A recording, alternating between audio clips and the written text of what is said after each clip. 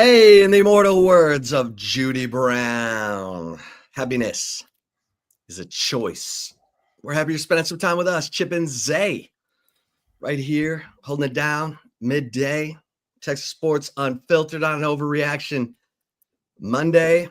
Just got a chance to talk to Steve Sarkisian about what's going on with Texas football this spring.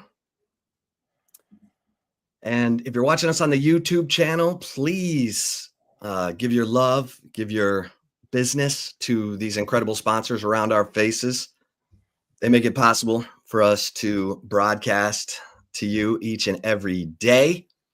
If you're listening to us on the Texas Sports Unfiltered app, please play along on the CODA text line, Circuit of the Americas text line at 512-222-9328. Zay, how you doing, my man? How's your Monday? Not too shabby. Glad to be back. Solid weekend. A lot of Texas sports, good and bad. But yeah, glad to be here. Glad to hear from Steve Sarkisian earlier today. Can't wait to discuss that. How are you, my friend? Doing well. Yeah, I mean, let's get right into it. Steve Sarkisian kind of gave a rundown of the new coaches, and said, "Hey, we've got a loaded staff. We've got guys who know what they're doing, and we are looking to improve and adapt. You don't want to be dinosaurs." Yeah, did he say that today? He No. didn't say the dinosaur bit? I didn't hear the dinosaurs. But he said he's going to keep calling plays on offense. What stood out to you? Probably I'm talking about still calling plays and the fact that he was asked that today. He talked about his ego not being too big where, he wouldn't be able to pass that off. And he said he still feels very comfortable doing those things. So that's always a big question for me. I mean, we saw this past season, Ohio State winning the national championship. Ryan Day, he didn't call the plays this year. That was Chip Kelly, who has moved on to the Vegas Raiders. So I think, Ryan Day is going back to that, responsibility of calling plays again. But we know Steve Sarkisian, he loves to do that. That's a part of what makes him who he is and such a big college football coach in this business. But at the end of the day, sometimes when you have those experiences like being on the 1 yard line against Ohio State, and obviously the right plays weren't called during that stint, it makes you think. It makes you think a little bit. I still think Steve Sarkisian is a terrific play caller. I think he's a terrific offensive mind, but it's interesting that he had to answer that question today. And like he said, he feels comfortable, but we'll see. We'll see. Because again, Arch Manning coming into play. We know Sark, when it comes to his quarterbacks, doesn't like to run them that often. So, But in your bag, if you're Arch Manning, is Sark going to go against the grain? We've talked about that a lot since the season's ended. And Sark will adapt to Arch Manning and what he does best. And he's kind of hinted that he's going to be willing to use Arch Manning's physical abilities. He mentioned that on, during the NFL Combine, that Arch is a lot different from Quinn Ewers from a size, physical, athleticism, and so, he said we need to use that, whatever that means. And a lot of this stuff evolves, but I like that, he brought in a guy in Neil Brown, who's teams have always run the ball well. He's brought in Chad Scott from West Virginia as well as the new running backs coach, and brought in, McIndoe from Oklahoma State, who coached their cowboy back position, which is that H-back position. He's assisting Jeff Banks with tight ends. So he's, surrounding himself with guys who have ideas, thoughts. I like that. I like that Steve Sarkisian is bringing in a lot of bright minds, and he's brought in, Alan Clark, the defensive ends specialist, to take over. That was a position that Pete Kwiatkowski was coaching. Now you've got a specialist, a young guy, hungry guy, who also happens to be from Baton Rouge, Louisiana, can probably help you out in recruiting. Came from Ohio State. I like what he's done with his staff, because A's hire A's, B's hire C's. If you're a true alpha, then you're not insecure. You're okay with bringing in super smart people around you to bring great ideas, their energy. You're not micromanaging. He said that today. I try not to micromanage. I think that's the case. If anything, I think maybe the quarterback room would probably like Sarkisian to be more involved. He leaves that pretty much up to AJ Milwee. I mean, during practice, it's, Sarkisian's there during practice, but when they're away from practice, the quarterbacks are dealing, primarily with AJ Milwee, as they should. But Sarkisian's a brilliant offensive mind. And he said part of the reason he brought in all these people, Zay, is to allow him to have the time to continue to call plays and do something that he loves. And as you said, he feels comfortable and confident doing. And then, he was asked about the red zone, and he's like, oh man, you practiced it 7 times. Maybe you should have practiced it 8. Yes. Get you a culture play. Get you a culture play. Whether it's the tush push, and we call it the stampede or something, but you've really been on the stampede, like changing the name for Texas. The tush push just sounds weird, right? What do you mean? What do you mean? How's this tush push? That's what you're doing. You're pushing the tush. Okay. I mean, it's a little suspect if you want to think crazy, but hey, stampede just sounds better. I mean, and we don't have to be talking about guys pushing each other's booties across the line. You know what I mean? Oh, that's crazy. Talking like that. Well, push. Yeah, but what we talking about? I'd have something called suspect like the tush push if that means a championship like the Philadelphia Eagles. I'm with you. Year. We're arguing for the same thing. You just don't like my name. I'm with Rex. You always naming something. I like the name. I'm just saying that's your thing. What you mean, Rex? What you mean? I'm like always Durantula, for example. I don't know. It just comes out. I'm with it. Stampede's cool. Out. I'm a nickname giver.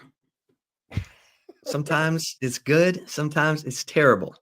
But at least I'm out there. I'm trying. At least you're trying. Yeah, that's all that matters. Sometimes it just comes out. But yeah, I like what he's done this offseason. What'd you think of his overall? Anything jump out at you that made you say, huh? Definitely have, which shout out to our guy Corey Mose over at K-View, because he put this out on his Twitter. Money Mose? Our guy Corey, man, fly and ready all the time. But start talking about why there isn't a spring game this year. And I thought that was interesting because, a lot of people are speculating their thoughts on why a spring game isn't happening. We heard what Matt Rule said this past year on guys poaching his players and whatnot. But yeah, here's Sark talking about no spring game being this year and why he's not having it. But all the while, I think one thing is important, that there's a little bit of a misnomer of why we're not having a spring game. To be clear, the portal opens April 26th. The portal closes April 25th. That's Friday. So we're not having a spring game so people don't tamper with our players. They could go out and catch 5 touchdowns on that Saturday. They couldn't go in the portal anyway. Okay, that's not the premise of what we're doing. People are going to tamper with our players whether we like it or not. That's fine. Hopefully we've built a culture. They believe in the development of the other guys before them in our program, that they feel like this is the best place for them. We're not having a spring game because I got 27 new faces on my roster that I need to take time to develop. And that development starts at the beginning of spring ball, where we've got to really build a foundation of understanding the whys of what we do, from how we practice to the drills that we do to the foundational aspects of the offense, the defense, the special teams, of where we build and then where we grow from there. Now, the challenge for us as a coaching staff is to grow quickly. So he got his dates mixed up at the beginning. He said, what is that supposed to be?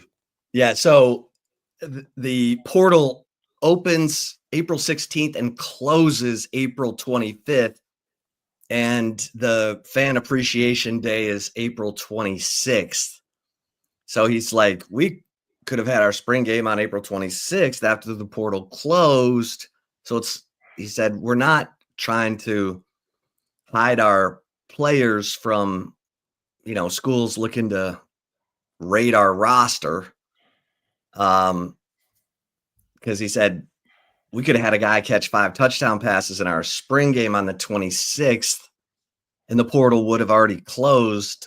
And so that player, couldn't get in the portal.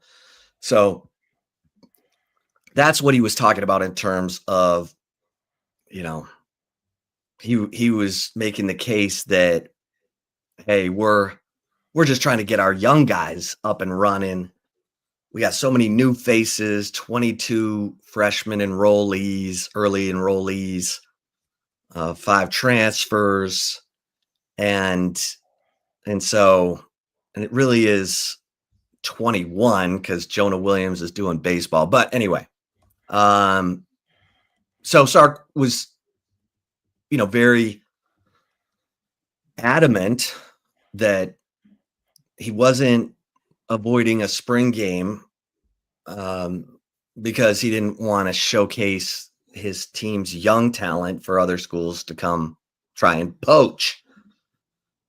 But that's what he got the dates messed up, but that's what he meant. I thought, I liked what he had to say about Arch Manning, that the guy's a grinder. He's respected by his teammates. He's taking charge. He's being the leader that he needs to be. I asked him about Jake Majors moving on. You've had a center for 5 straight seasons. Now you're getting in a new center. I thought it was interesting what he said about that. He said, it's causing us the change at quarterback and center. It's causing us to relook at things. And that's another one of those little, okay, what are we re-looking at?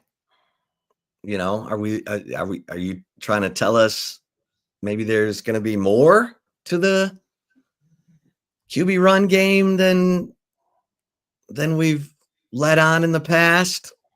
What exactly is that? It's causing us to rethink some things. But, some people may look at that as, oh, he's just trying to say they're keeping it fresh. They're looking at new things because Sark likes to look at new things in the off season. But I thought that was interesting. He didn't have to say that. He could have just said, we got Cole Hudson, we got Connor Robertson, we've got Daniel Cruz, and they're going to battle it out. Instead, he said, having a new center, new quarterback's causing us to relook at some things. So we'll see. We'll see. Maybe that means something. Maybe it means nothing, but Sark usually doesn't say things for nothing.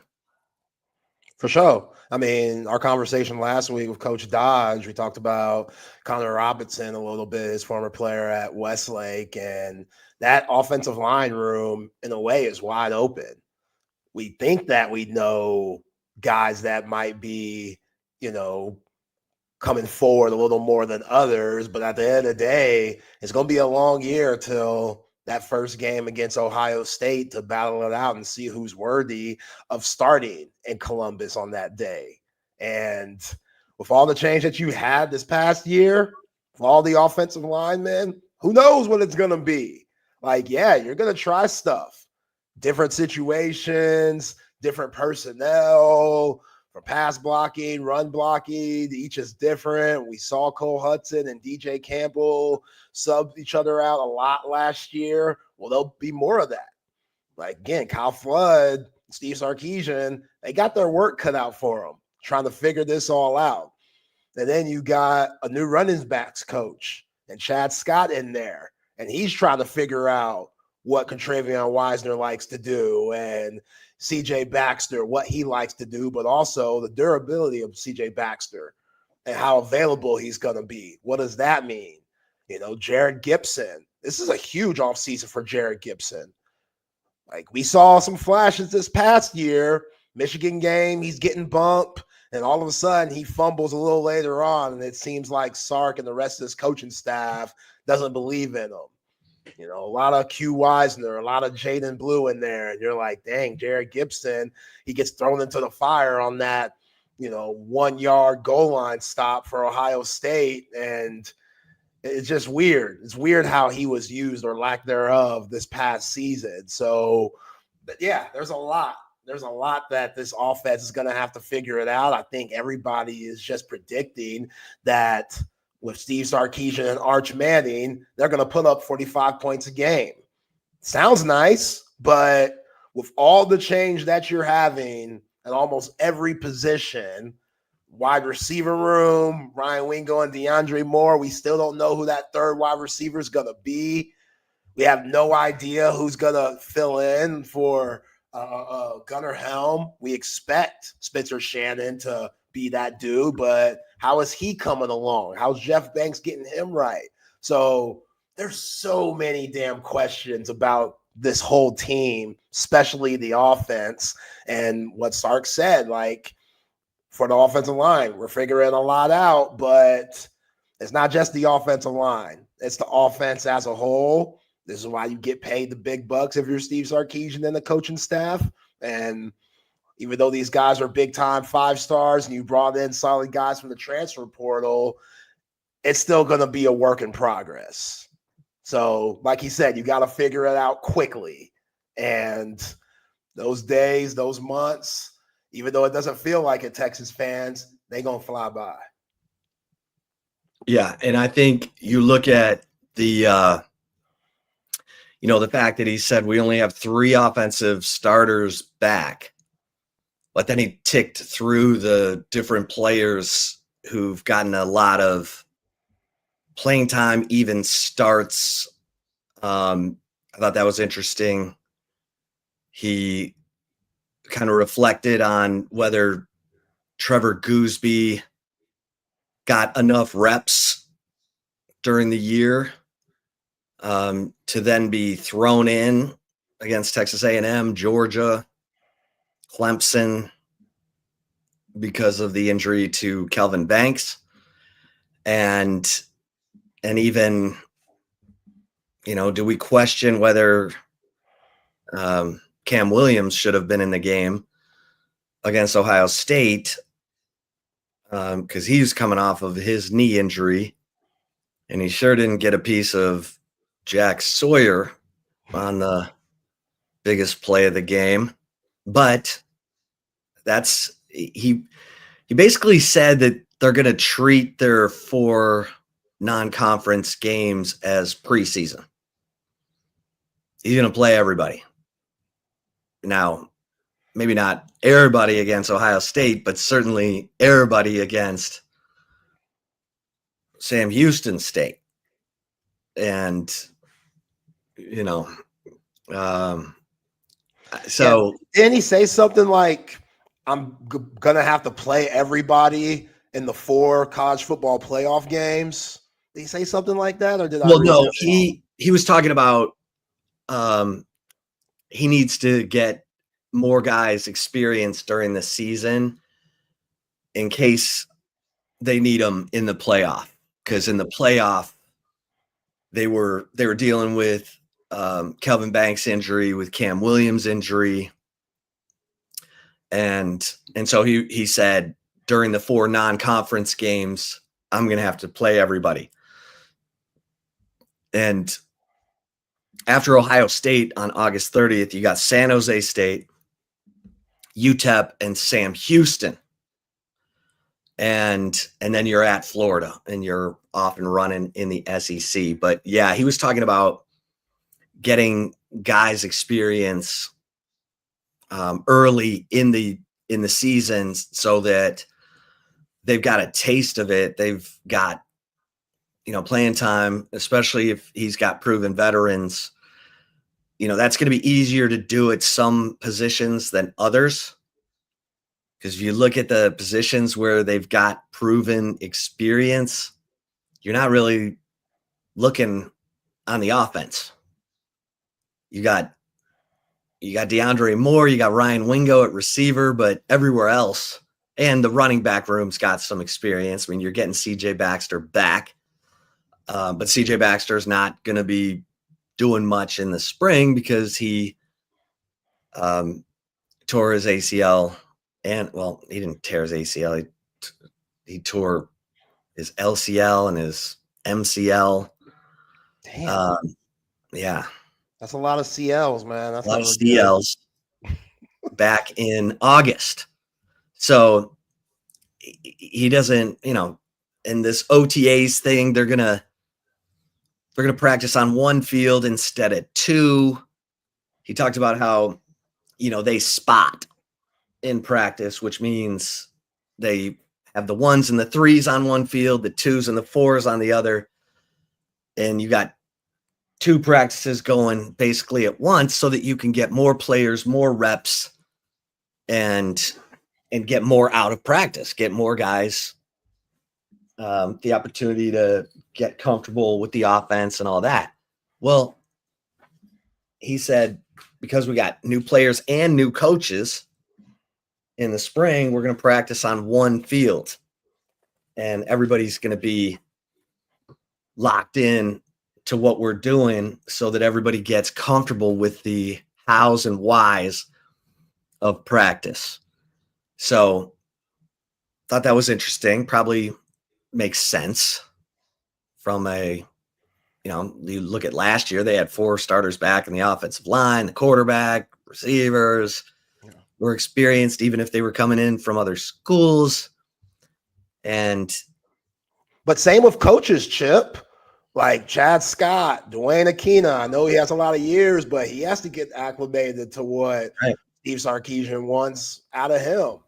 Like all of these guys, not just the players, Alan Clark, talked about him, Mark Orphy. There's a lot of guys that got to get used to way Sark goes about doing things. And obviously the best coaches that are in that CEO head coaching position, they adapt to everyone around them and try to find the positives of what they do and implement that into, their practice schedule. And, you got to take what they have to say. Like you said, A's higher A's, B's higher C's. So you want to take what they've learned at their previous stops and see why you hired them in the first place. So it's a lot, man. Like this is not even close to the same team that went to the Cotton Bowl and lost to Ohio State. Like there's a lot of change here. And Ohio State too. Yeah. That's what's crazy. Texas, Ohio State, and Georgia all have big changeover, and they're all still talked about as the top 3 teams in college football, which is a benefit of the doubt tip, or, kudo to Steve Sarkisian, because he's now shown he can get a team to the playoff 2 years in a row, to the semifinals of the playoff. And so, the pundits also look at Arch Manning and say, okay, they got Arch Manning. That dude will put all kinds of lipstick on whatever problems they got, because he's Arch Manning. He's the grandkid of Archie and the nephew of Peyton and Eli. The guy's got to be good. Yeah, let's just give him the Heisman already. Just give it to him. Just give it to him.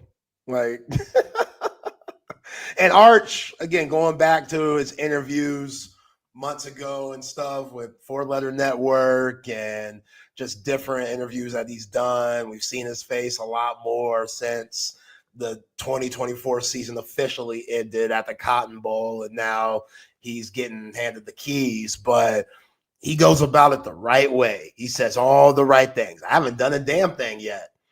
Like, I don't really understand all this publicity and hype that I'm getting. What have I done? I've gotten a little taste of it. Y'all see me a little bit, but we can't just base how good I'm going to be off the last name. Like, that's just not realistic. So he's going to go through his ups and downs also. Which, Texas fans, that's a thing. He's human. Be prepared for that. Because the way y'all treated Quinn, and not all of y'all, but some of y'all, the way that y'all treated Quinn Ewers, y'all were wilding. And again, Quinn Ewers, it wasn't like he was Joe Montana himself, but Quinn Ewers played some really good football rocking the burnt orange, but also went through his ups and downs. A lot of those downs had to do with injuries. So for Arch Manning, even though he has a better frame than Quinn Ewers, so you expect him to be more durable, he's still going to have his moments where he plays some bad football and makes you scratch your head like, what the hell you're doing? I hope that's not the case, but I'm already preparing myself for that, especially with all this turnover. Like, Matthew Golden's about to go first round. That dude just ran a 4.29. You ain't getting him back. We expect Ryan Wingo to be really good, but also he's still really young too. And we saw Ryan Wingo have his ups and downs this past season. It was interesting that Sark talked about DeAndre Moore and how he's not really going to be doing much this offseason, along with a lot of other hurt guys, but he wasn't really hurt. Like, he put him in that same category as Colton Vasek, TJ Baxter, Christian Clark, and Derek Williams. So they're just looking after DeAndre Moore because they know Ryan Wingo, DeAndre Moore, that next wide receiver, we have no idea who that's going to be. So if you could have DeAndre Moore rest as much as you can, because you're going to ask a lot from that guy this upcoming season, I think that's big time. But back to Arch Manning, he's going to have his ups and downs. Longhorn fans, y'all got to prepare for that. And you got to hope, just with his mindset, very tough mindset, he'll be able to get those things. And Steve Sarkisian is going to be right behind them, helping them out so this season could still be successful. Yeah. Yeah. I mean, and you brought in all these coaches to make sure that you've got all kinds of expertise to get these guys up and ready. And then you've, created this roster like, I like the roster. I like that Sark's talking about this, this team as a team that is good. It's talented. It's just got some inexperience here and there. So, but I thought, I thought Sark looked and sounded good. And so, when I like the SEC Texas pullover, like UT logo on one side, the Horn logo on one side, and the SEC on the other. I dig that. That was fresh. Appreciate the love from Rob, who says, hey, everybody, smash that like button. Yes, please. Smash the like and subscribe button if you're listening to us on the YouTube channel so that we can grow, get to 10,000 subscribers. That would be awesome. I think the app is tripping today. Twitter was down. X was down a little bit earlier. So I think us going live on there, we're having some technical difficulties all around. But yeah, we're good on YouTube and Facebook right now, Twitch and stuff. Yeah. It happens. Yeah. We got podcasts. Anything y'all miss gets podcasted later. BK does a great job with all that. All right, let's stay on football because a lot was going on this weekend. Which, do you have anything else, Steve Sarkisian? I do want to play his video about Dwayne Aquina. You want to play that now? Yeah, let's play that. Yeah, he was asked about Dwayne Aquina and the fact that,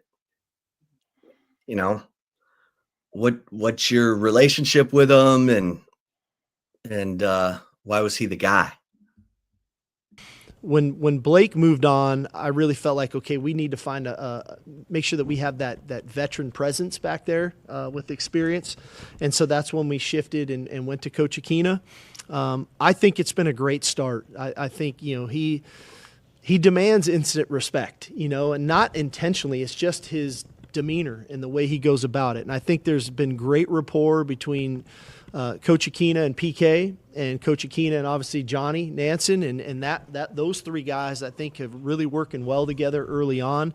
I think the players have responded really well, and part of that, Michael Huff has helped, but I think all those ex-players have helped. Whether it's been Aaron Ross, Griff, there's been so many of them. Quandre Diggs is here almost every day now. And so when the players hear an ex-player who's had success in college and in the NFL talk about a certain coach a certain way, they know right away, like, okay, this guy means business, but he's going to help me become the player that I want to become on and off the field.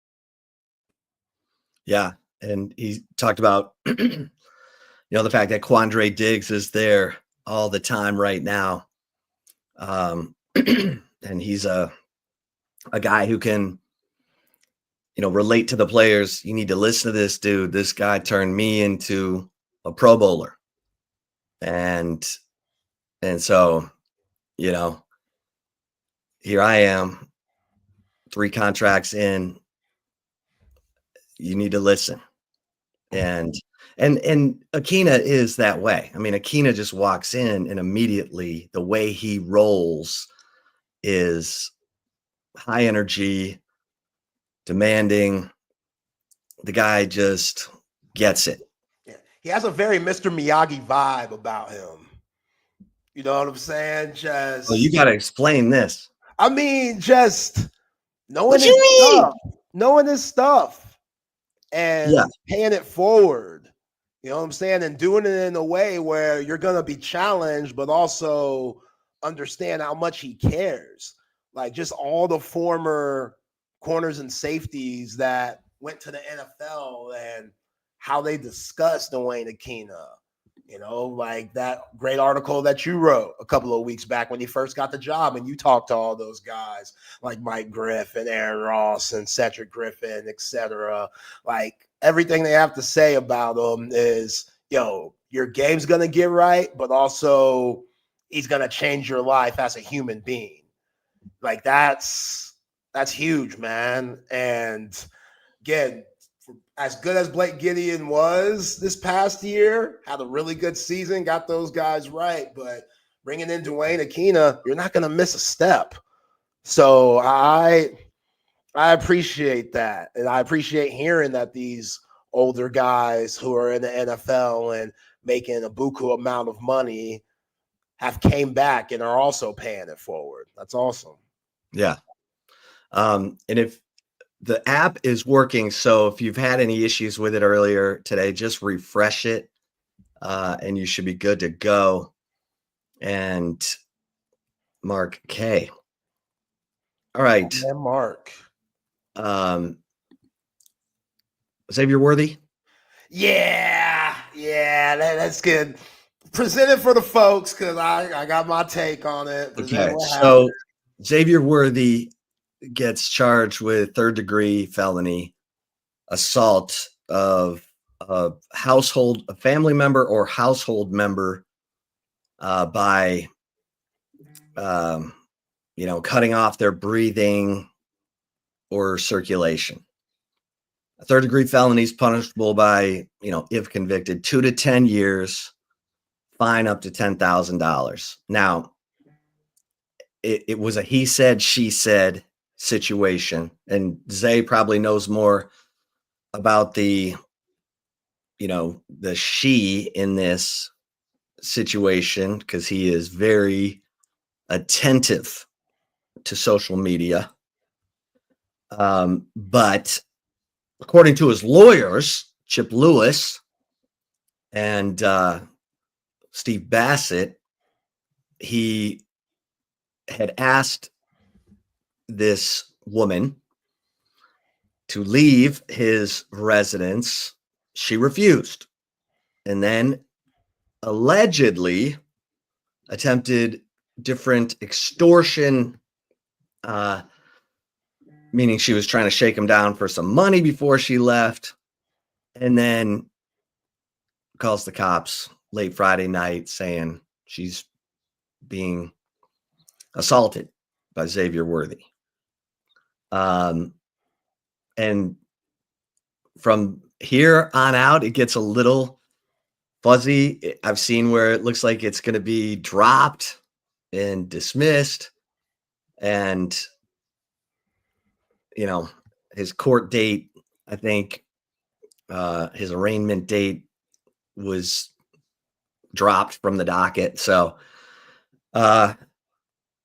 say anytime it's a he said, she said situation, because even the Chris Beard situation, now he deserves blame, but there's not a doubt in my mind she instigated that, disagreement that resulted in a police report of her saying that she was, bitten and thrown around and all this stuff. That was the police report that absolutely did him in. But there's more to the story. There's always three sides to the story. There's your side, my side, and the truth. So this is a situation where if Xavier Worthy told her to leave, then good for him. Get out of the situation. And, your thoughts. Yeah, crummy situation. I guess Xavier Worthy has a home in Georgetown, Texas, happening in Williamson County, which, Chip, you lived in the ATX long enough to know Williamson County don't play.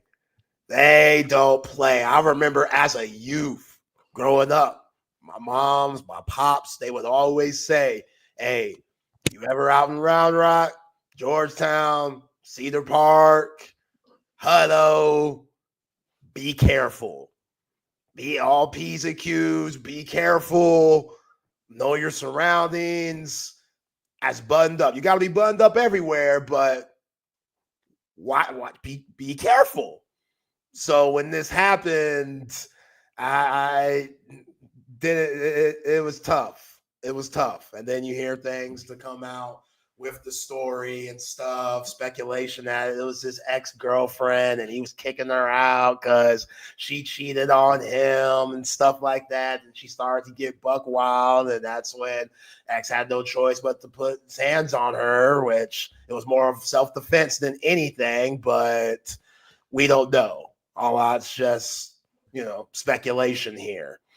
But You wonder why Chip always say Brittany Mahomes and Savannah James and Aisha Curry, all them women that have been with their future Hall of Fame men from Jump Street. LeBron and Savannah have been together since he was at St. Vincent, St. Mary's. Aisha Curry's been with Steph ever since he was at Davidson. Brittany Mahomes been with Patrick ever since he was at what? Whitewater, White House, whatever the hell school he went to, then Texas Tech. Them ride or dies. So these women that you're picking up, once you start getting a little fame, you always got to keep that eye open when you go to sleep, man. You always do. Because these women, some of them, not all of them, some of them, though, snakes in the grass. They know what you mean and what you bring to the table. And if they ain't getting their way, they're going to try to cut your water off. We've seen it way too many times. I hate that Xavier Worthy has gotten into this mess with it. I'm glad that right now it's looking on the up and up for him. But if it gets so bad shit where you got to cut your dreads off, oh, man. That's how you know my man Xavier Worthy was down bad. He's got the fresh taper fade now. That's the whole, I need a whole clean slate look. I got to change a lot of things in my life because, again, bro, Kansas City Chiefs, they've dealt with some things over the past few years, but you can't. How do you know he cut off his braids? Oh, he posted a pic. He posted a pic recently. Today? I don't think it was today. It was sometime this weekend. Yeah, he cut off the braids, man. That's how you know when you do that, because that's a big thing to do. You've been growing them braids out for a long time, getting right and stuff. So yeah, X, he going through it right now. But again, like, you gotta be real cautious who you bring into your life. I get it. That girl probably fine as hell. It's always undefeated. Looks good on your arm. You could show her out. Everybody's saying, I see you, X. That's a good feeling. But where's she at up here, though? Where's she at up here? Because clearly something's off there. And again, we don't know. Yeah, CB brings up Earl Thomas' wife. Earl Thomas' wife was about to get him for $2 million. $2 million, just like that. I think got him for $2 million, or at least got him for a couple bands. It's tough. It's tough out here. Roy bringing up Cookie Johnson ain't the same thing. Magic was the one in the wrong there. That's a different ride or die. She's ride or die, but Magic was the one popping off at the forum clubs and stuff. But yeah, Xavier Worthy dodged a bullet here. He really did. Like, again, I don't condone any type of violence, but you told her to get out. Please leave. She's like, I ain't leaving. And right then, right when she say I ain't leaving, that's where it gets messy. And that's how you can get into those situations that he got into this past Friday. So, yeah, I hate it for him. I'm glad that he's not in too much trouble, but for him to go through this so early in his career, I hope he learns from it, and I hope he can move on and continue to do what he does best, and that's be a really good wide receiver and football player. Yeah. His lawyers mentioned her infidelity in their statement. Once he learned of her infidelity, he asked her to leave. Yeah. Who's she with? What's she doing? Right. What she doing? I'm out here working my ass off. I'm trying to get better. I'm trying to get to Canton. That's what I'm trying to do. And you out here sleeping with Rajon? Some brother out here that's probably playing in the XFL? Ray J? I said Rajon, but maybe Ray J. It was maybe Ray J. Ray J slept with everybody. Yeah, Ray J, he get around, but yeah, you can't trust some of these women out here. X talking about I can't go on a date today. I gotta go work on my game. I gotta watch film. Some women look at that as, oh, I love that about him. He's passionate about his craft. Some women look at it as, I know this dude over here is promising me a day at the spa, gonna get me a new weave, gonna take me out to eat, not no normal place either. Going to Roof Chris. You know what I'm saying? Some of these women, I ain't saying she a gold digger, but she ain't messing with no broke. That was when Kanye was sane. That's when Kanye had it all together. Kanye was preaching there, him and Jamie Foxx. So, yeah, Xavier Worthy ain't the first. He ain't gonna be the last. That's for damn sure. That's the game. These Instagram models, scandalous. Absolutely scandalous. And you gotta be aware. They gonna be fine. You can't get caught up in all that beauty. You can't get caught up in all that booty.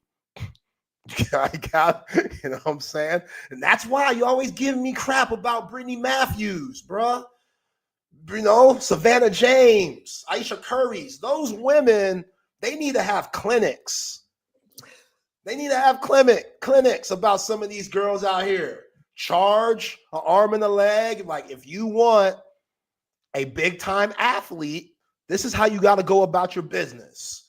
You got to be in the quiet background. That's okay. You can do your own thing. Savannah James got a podcast. Aisha Curry, I'll be seeing her on cooking shows and stuff. Brittany Matthews Mahomes, she owns the what's it called? The soccer team that's in Kansas City that plays the Austin FC and stuff, MLS team. She's part of the Kansas City Sporting. Yeah. They get their own bag, but also they in the background. They ain't gonna embarrass their man. That's not she what don't own nothing. Yes, she Patrick does. owns a piece of that. You hating. She does. You love her. She does. You love her in a way that is almost uncomfortable. But I'm all about standing by your man and being there from the beginning. I just hope she's, That's what I'm saying. I love greatness. I love, true love. And I'm sure Xavier Worthy, this hurts. Because not only was homegirl cheating, now she's trying to get Xavier Worthy caught up with the popo, with the police, the Williamson County police, nonetheless. That's what I'm trying to ruin his career before it even started. We were just playing in the Super Bowl. And here she go, wilding on a lovely March afternoon. Wilding. Them folks in Georgetown, they ain't ready for all that. Williamson County District Attorney Sean Dick said to the Statesman, quote, after further investigation by the Williamson County Sheriff's Office and further discussion with a third-party witness, Mr. Worthy and his attorneys, this case is being declined at this time pending completion of the investigation by the Williamson County Sheriff's Office. Mr. Worthy and his lawyers are fully cooperating with this investigation. All right, Zay. I'm telling you, before we move on, I'm telling you one thing. Old homeboy that she cheated on with, he ain't run no 4-2-40. I know that for a fact. Oh, Lord. No, she should be ashamed of herself. Come on, man. Well, good, X. Keep it moving. Save your money, X. Maybe this helped them save some money too, because she was asking for a lot. With the way she was coming off as, we talked about it. X blowing that bag. We've heard a little something about blowing that bag. Now we ain't got to blow the bag on her, so we're gonna be saving money. Well, we've got a lot of NFL to talk because NFL free agency is underway in a way that now we get numbers and deals. But you want to hit NFL free agency first, or do you want to hit the Longhorns over the weekend? Let's go with NFL free agency, and we'll get to Okay. Longhorns over the weekend at the 3:00 hour. Okay. So you've got Devontae Adams signing a 2-year, $46 million deal with the Rams. So you got two old dudes playing together, trying to get to the finish line together. You got the Chiefs re-signing Nick Bolton, their stud linebacker. I thought they got kind of a deal on this. 3 years, $45 million. Because like the Patriots took my corner, Carlton Davis, from the Lions and paid him 3 years, $60 million. Got him. Just took him. Yeah. Lions also released Zadarius Smith, who they picked up from Cleveland to go through the playoffs. You got Zach Ertz returning to the Commanders on a 1-year deal. Josh Allen gets a record $250 million guaranteed. Ooh, I bet Haley liked that. Deal with the Bills. You got DK Metcalf going to the Steelers in exchange for a 2025 second-round pick. You got Sam Darnold going to the Seahawks. Okay, Sam Darnold, get that bag, bruh. That bag. Meanwhile, you got the Seahawks quarterback Geno's going to the Jets. You got Aaron Jones, who I thought the Cowboys should have signed. He's going back to the Vikings, 2 years, $20 million. Man, the Chargers re-signed Khalil Mack. Aaron Rodgers still getting some interesting. Geno's going to the Vegas. It's Justin Fields going to. Yeah, it's all right. Justin Fields signs a 2-year deal with the Jets. And Geno is going to the Raiders. And Jimmy Garoppolo re-ups with the Rams. So he's the backup for Matt Stafford and the Rams. That's how it's going to be, Jimmy G. You're a backup for the rest of your career, bro. Yeah. It was fun while it lasted, but yeah, he's a backup now. Chris Godwin took less money to re-sign with the Bucks. That's a good move. I mean, he gets hurt all the time, but when he's healthy, Chris Godwin's really good. He's really good. But yeah, DK Metcalf going to Pittsburgh. Now they're looking for a quarterback. It seems like Aaron Rodgers is in the running for that. DK Metcalf and George Pickens, Mike Tomlin. I don't know if he has the heart to deal with those two jabronis. They're as unhinged as wide receivers that you're going to find. They're always fighting someone, imposing cornerbacks. They're always fighting and getting into different situations. They always want the ball. They could both be very immature. DK Metcalf and George Pickens, both former SEC wide receivers, with Pickens at Georgia and DK at Ole Miss, but they are good. I'll give them that. DK and George Pickens, they're really talented. Pittsburgh just, Russell Wilson, he was up and down this past year. Justin Fields going to the Jets is very interesting. I don't know if this is to make Garrett Wilson happy, pairing him up with his college quarterback, because those guys probably have good camaraderie. But yeah, we'll see. Justin Fields, I like him, but he has his limitations. Who knows? Right coach, right system. We just saw it with Geno Smith. We just saw it with Sam Darnold.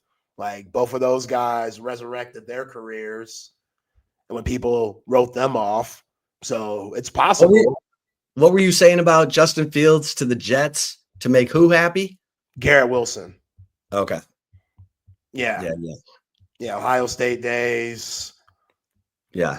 They go back. But I'm just telling you, Garrett, NFL, college, you should know, big difference.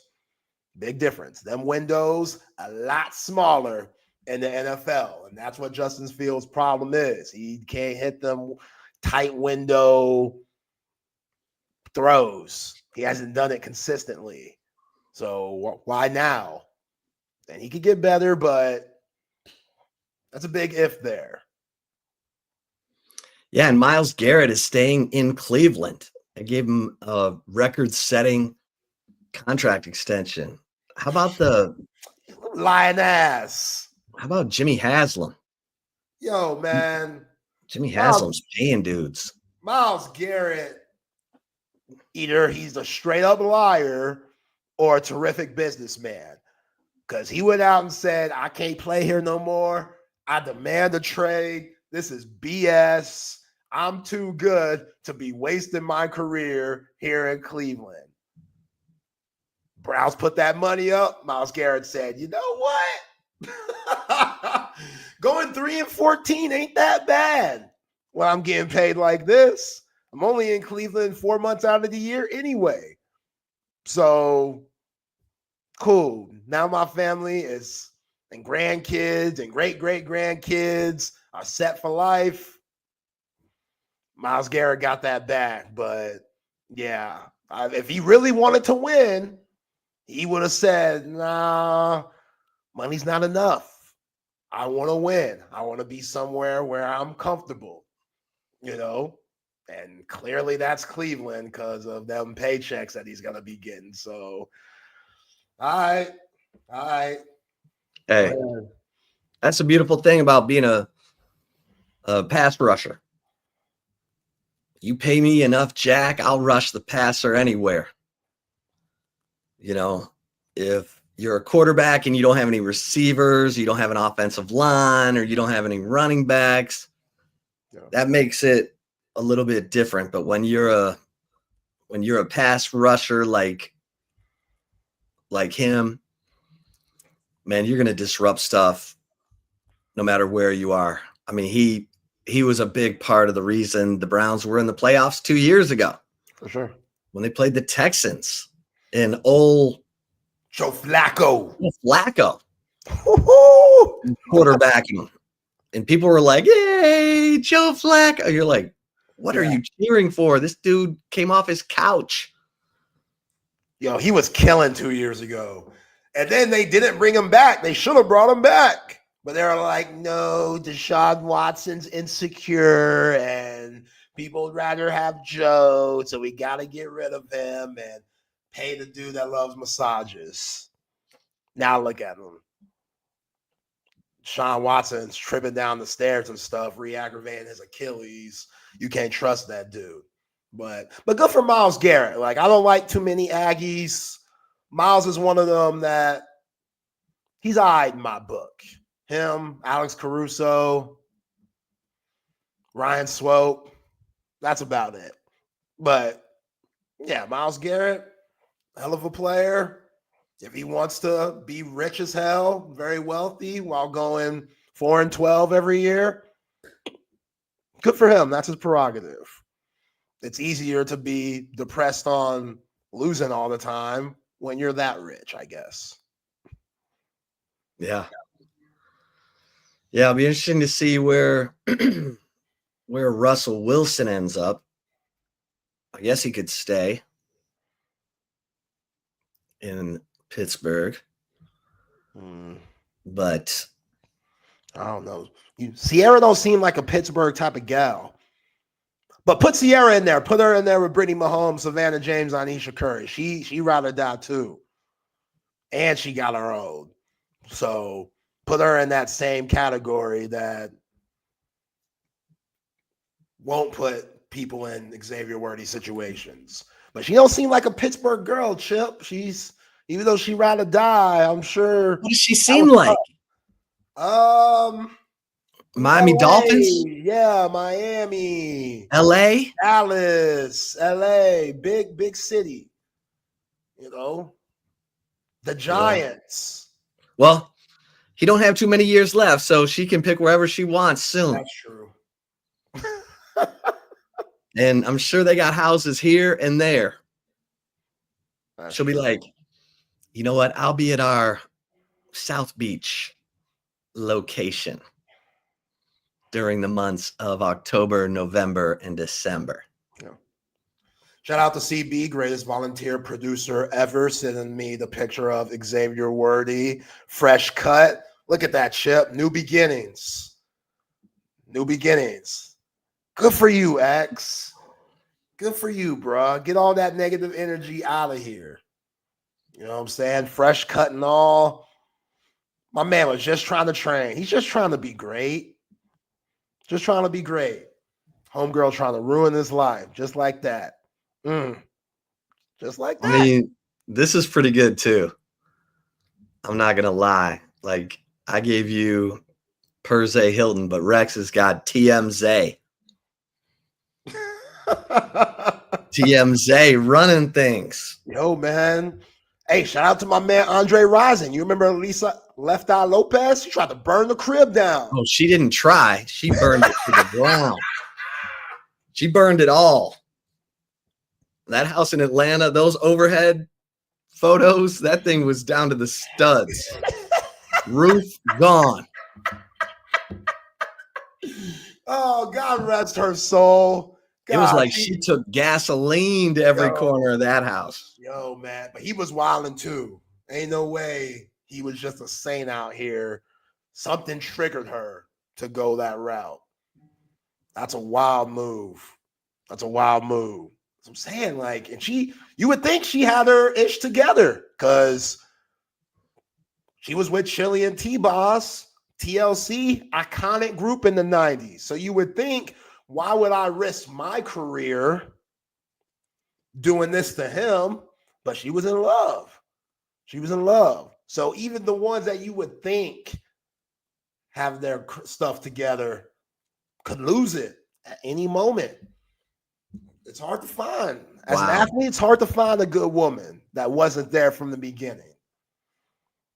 So Lisa Left Eye Lopez burned down Andre Rison's house on June 9th, 1994.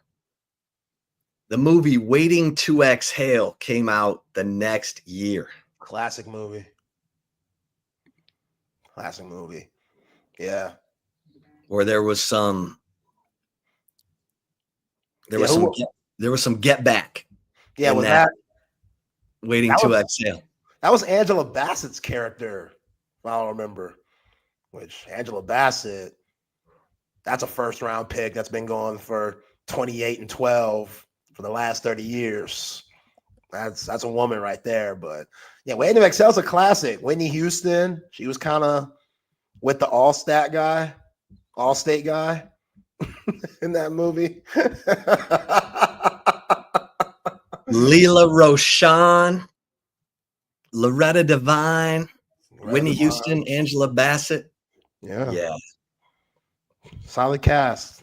If you haven't seen it, as a guy, it'll scare you straight.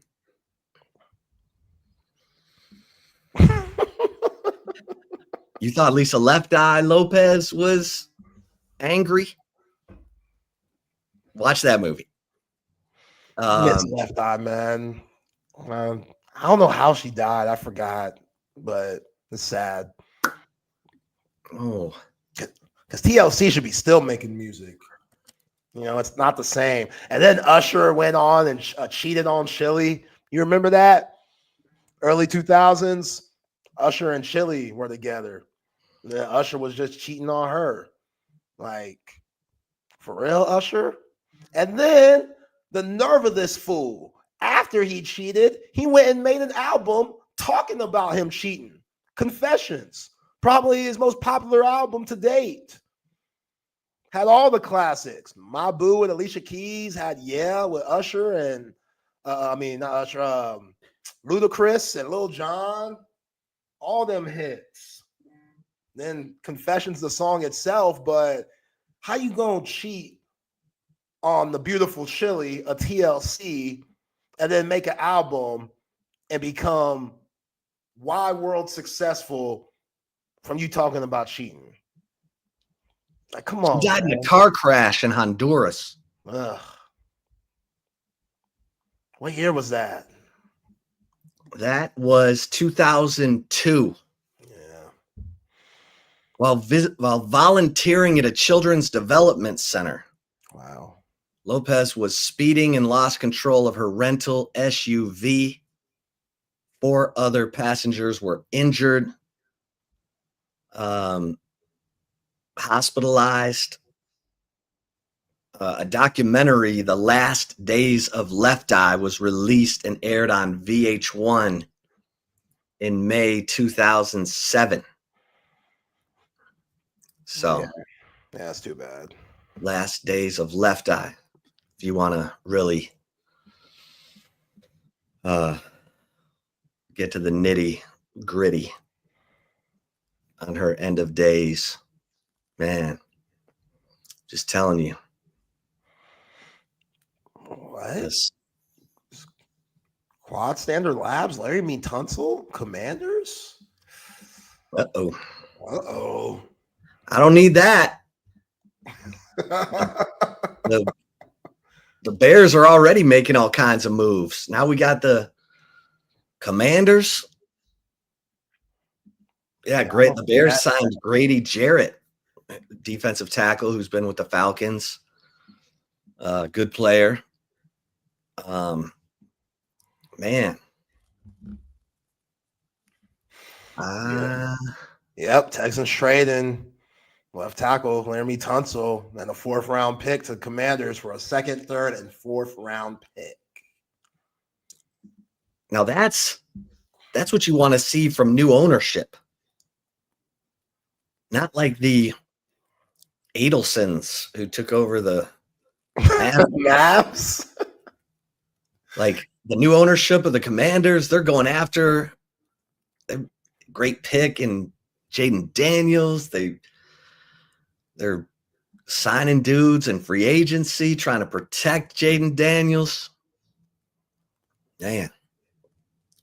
Yeah, the CB's right. The worst offensive line in the NFL just got worse. Woo! I mean, Jaden Daniels, you got to invest in him, build guys around him, picking up Debo and Laramie Tunsil. Not too shabby. Everyone's like, oh, the Cowboys, listen, you get the right quarterback, you're instantly better. Mm-hmm.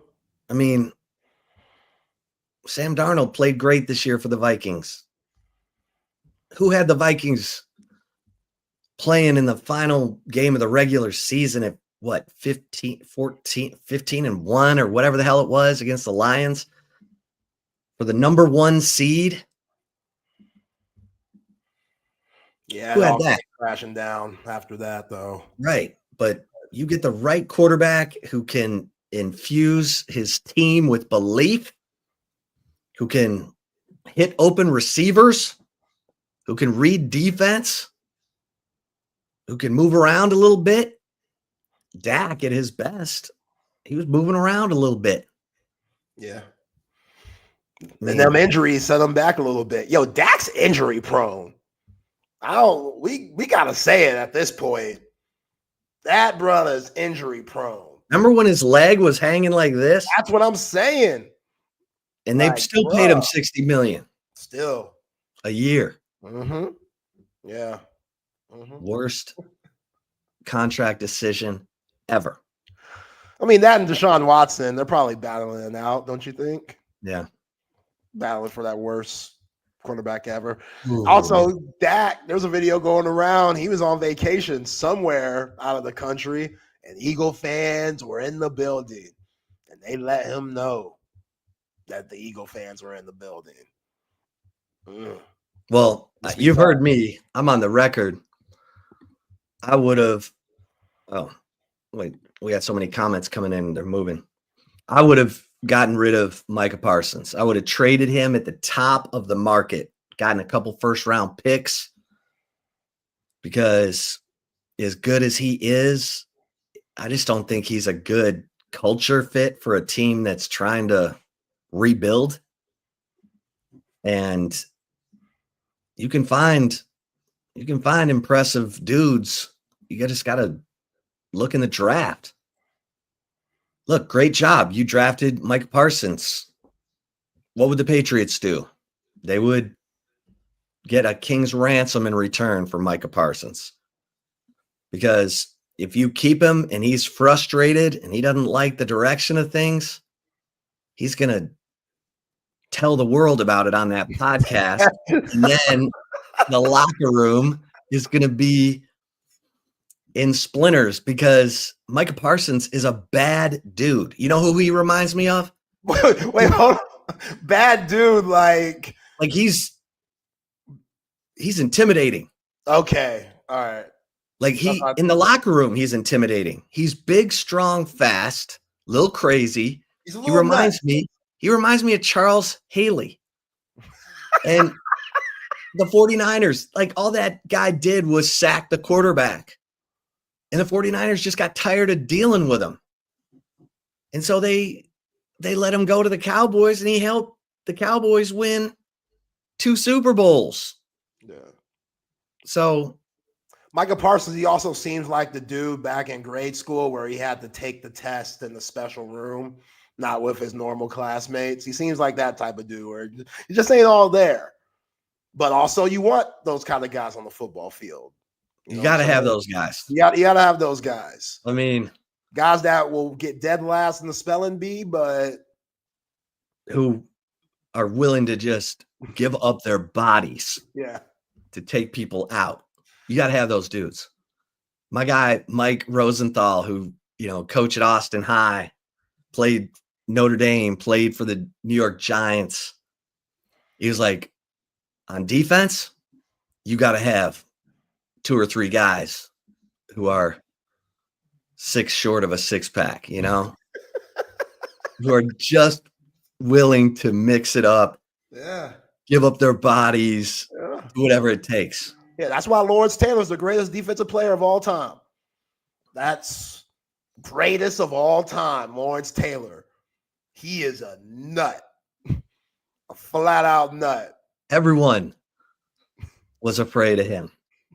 Offensive linemen, his own teammates.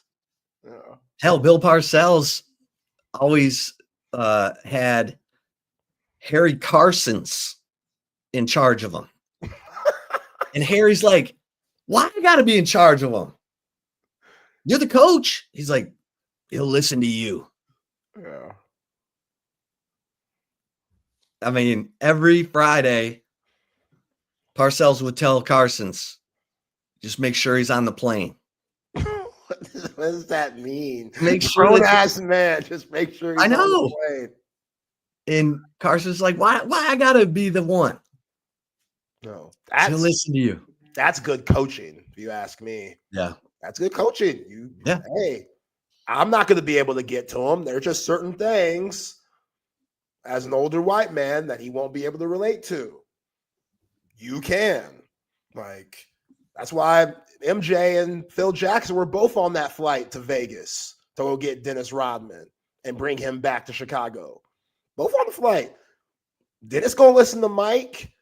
Like, Dennis going to listen to Phil. They going to let him act a little crazy. And they're like, all right, you need this 48 hours in Vegas. We going to give it to you. But when you get back, we got rings to get.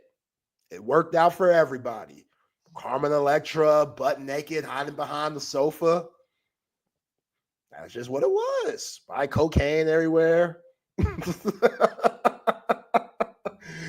We'll let Dennis get a heads up when them drug tests are about to come, so he can study, and let's just keep this thing rolling. Like, that's a good franchise. Those are good franchises. I respect it.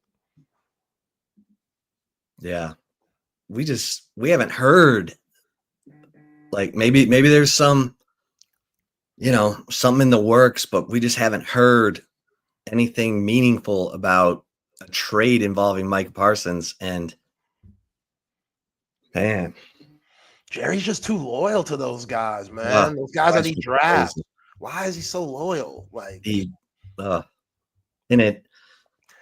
how you gonna be more loyal to the dudes that you draft and not loyal to the wife that you cheated on multiple That's times? the thing. If you signed with the Cowboys and you're a good player and you're an older player, you're like, oh yeah, I want to play for the Cowboys because Jerry's gonna overpay for age.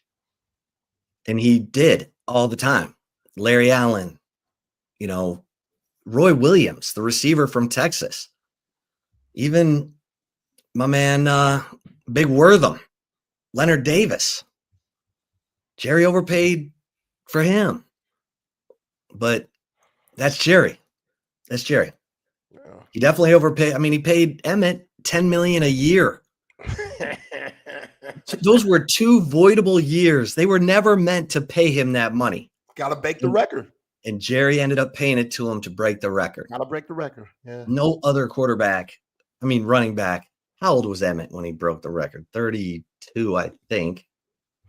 But no one was paying a running back $10 million a year in 2001, 2002. But Jerry did. Because, loyal. Yeah. Loyal. So let's see. Emmett is 55. So in 2002, yeah, he was like 32. Yeah. Woo! Jera. Yeah. Yo, Philadelphia just got rid of Darius Slay. We just won a championship. Darius Slay, you the weak link, bruh. Like, we got them exciting whites and Cooper DeGee, the Lakers staff. We keeping them. We got Quavion Mitchell on a rookie contract still. We keeping him. So hey, we're not going to overpay. Not going to overpay. They re-signed Zach Bond. They gave Saquon a big contract extension. But Darius Slay, who's like 34, 35, gotta go, bruh. Thanks for the championship. Thanks for your help. We appreciate it, but we still got to keep this thing rolling. How about Big Poon? Big Poon. Poona Ford. Undrafted free agent. That dude is on his 3rd contract. You can't move him. You can't move him. Yeah. You could eat cereal off the top of his head. He's probably 6 feet tall, if that, maybe 5'10". But 3 years, $29.6 million. Let's go. He's going to play for the Rams. Poona Ford, baby. Let me see how much money he's made. Undrafted free agent. That's good stuff right there. That guy was so humble. He's from South Carolina. Oh, yeah. He's a yes, sir, no, sir guy. And I'll never forget the story. Tom Herman, his first practice, he's like trying to intimidate everybody. Classic Tom. He gets done with practice and he's like, Poona Ford?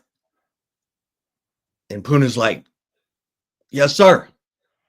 Thought he was in trouble. And Tom Herman goes, Poona Ford's the only one out here who acted like he wanted to be here practicing. And Poona Ford was like, thank you, sir. But he just signed 3 years, $29.6 million. He's made $19 million up to this point. So how much of this? Okay, 17 million of his 29.6 million is guaranteed. So at the bare minimum, Poona Ford as an undrafted free agent is going to make $35 million in the league. Let's go. Yeah, congrats to him. Go. It's very impressive. Yeah, I don't even think he's 6 feet. Like he 5'11", maybe. But he's a hawk down there. Yeah, can't move him. No. Guys, you talk about calves, hams, and ass. That dude's he's got an NFL ass. You know those big oversized things on the road? Oversized. They take up 2 lanes. You can't pass them. That's Puna Ford's ass. Oversized. You got to slow down. You're not passing him. Oversized load. That's Puna Ford. Just saying. Emmett the Beeper guy. I love that CB remembers that story. I think I told that story back in 07 about how Emmett was like investing in pagers, beepers, and memorabilia. Mm-hmm. Troy Aikman went over to him and was like, Emmett, how does Jerry make all his money? Emmett said, oil and gas. And Troy said, real estate. Real estate. Start buying real estate. Don't be buying pager stores and memorabilia stores. And sure enough, Emmett, Shaq, and Dion own half of Frisco. So, how did Shaq get up in that? Shaq, man, Shaq's the ultimate businessman. He is. And it's like, I know he lost a ton in his divorce. Oh, yeah. And so he's doing every commercial under the sun, but man, I hope he's still got all of his real estate in Frisco because Emmett, Shaq, and Dion, they were buying up strip malls in Frisco before Frisco was Frisco. So good for them. There wouldn't be a Basketball Wives without Shaquille O'Neal. You know the show Basketball Wives? Yeah. Shawnee I've O'Neal. never watched it, but I've seen it. I mean, it's like mentioned. Oh, yeah. Yeah, it's a classic show. But Shawnee O'Neal, that divorce, when she took Shaq's money, she took all that money straight to VH1. It was like, hey, I got an idea. And she's made bank off that. Being one of the founders of the show Basketball Wives, which you can blame Shaquille O'Neal or Kobe. God rest his soul, but Kobe ain't helped Shaq at all during that time. At all. I wonder why they had beef for so long and Shaq was making diss tracks and stuff. Yeah. Kobe put him in the hole. But wasn't it Kobe who snitched on him? Yes. Yes. And he snitched on Pau Gasol's wife. I ain't hear that. No, Kobe told his wife, and his wife told Pau Gasol's wife. And then Pau Gasol got divorced. Lost all his money. But he definitely is not as hurt as Shaq was because Pau, he's still around the family. Like I always see him with Vanessa Bryant and the kids and stuff since Kobe and Gigi's passing. So it didn't sour like it did with Shaq, which I'm really glad that before Kobe passed, Shaq and Kobe were able to rekindle some things. I know that still hurt Shaq that he wasn't completely able to like he wanted. And that just kind of gives you a big outlook on life that holding grudges that long, you never know. So I'm sure Shaq takes that with him to bed every night. But yeah, man, it was messy. It was messy. That's for damn sure. What do you think of Texas baseball this weekend? Yeah, so I mean, my man Dylan Volantis, I'm just telling y'all, this that was start number 1. And he went 5 1/3 and didn't give up any. Well, let me see here. Let me see how my man Dylan did, but he looked good, and they he got into a couple of rough spots, but he got out of those jams. And I'm telling you, he's just going to get better and better and better. So he went 5 1/3, gave up 1 run on 4 hits, 3 strikeouts. He's now 2-0 with a 1-something ERA. Texas's ERA is now top 20 in the nation. Their batting average is coming up. They're averaging 7.5 runs a game. Best start since 05. Best start since 05. What happened there? What happened that season, Chip? What happened in 05? That would be a national championship. Man. Yeah, we need to I get. ain't trying to get over my skis, but I like that. I like that comparison right there. Yeah. I mean, Jared Spencer, his ERA is 0.86. That dude is 4 starts, and he didn't get decisions in the first 2, and he didn't give up a run. Max Grubbs, his ERA is 1.2. Luke Harrison's ERA is 1.5. Dylan Volantis, 1.8. Jason Flores, your Tuesday night starter, 1.35 ERA. I mean, look, it's a long season, but Texas is batting .315 as a team. Ethan Mendoza's tearing it up. God, he's so good. Max Ballou had a hit in the first 11 games. He slowed down a little bit over the weekend, but Jalen Flores is raking. Rylan Galvan. Yo, Jalen Flores, I know it hurt him having those errors last year. What was that, Super Regionals? Yeah, A&M. A&M, I know that's regional. Regional, okay. It's been a long off season. He owes a lot. I'm sure that he owes this team a lot in his mind. Like, I got to be on my game at all times. Schloss is looking at him as one of the leaders. And these first 14 games, that dude's been big time.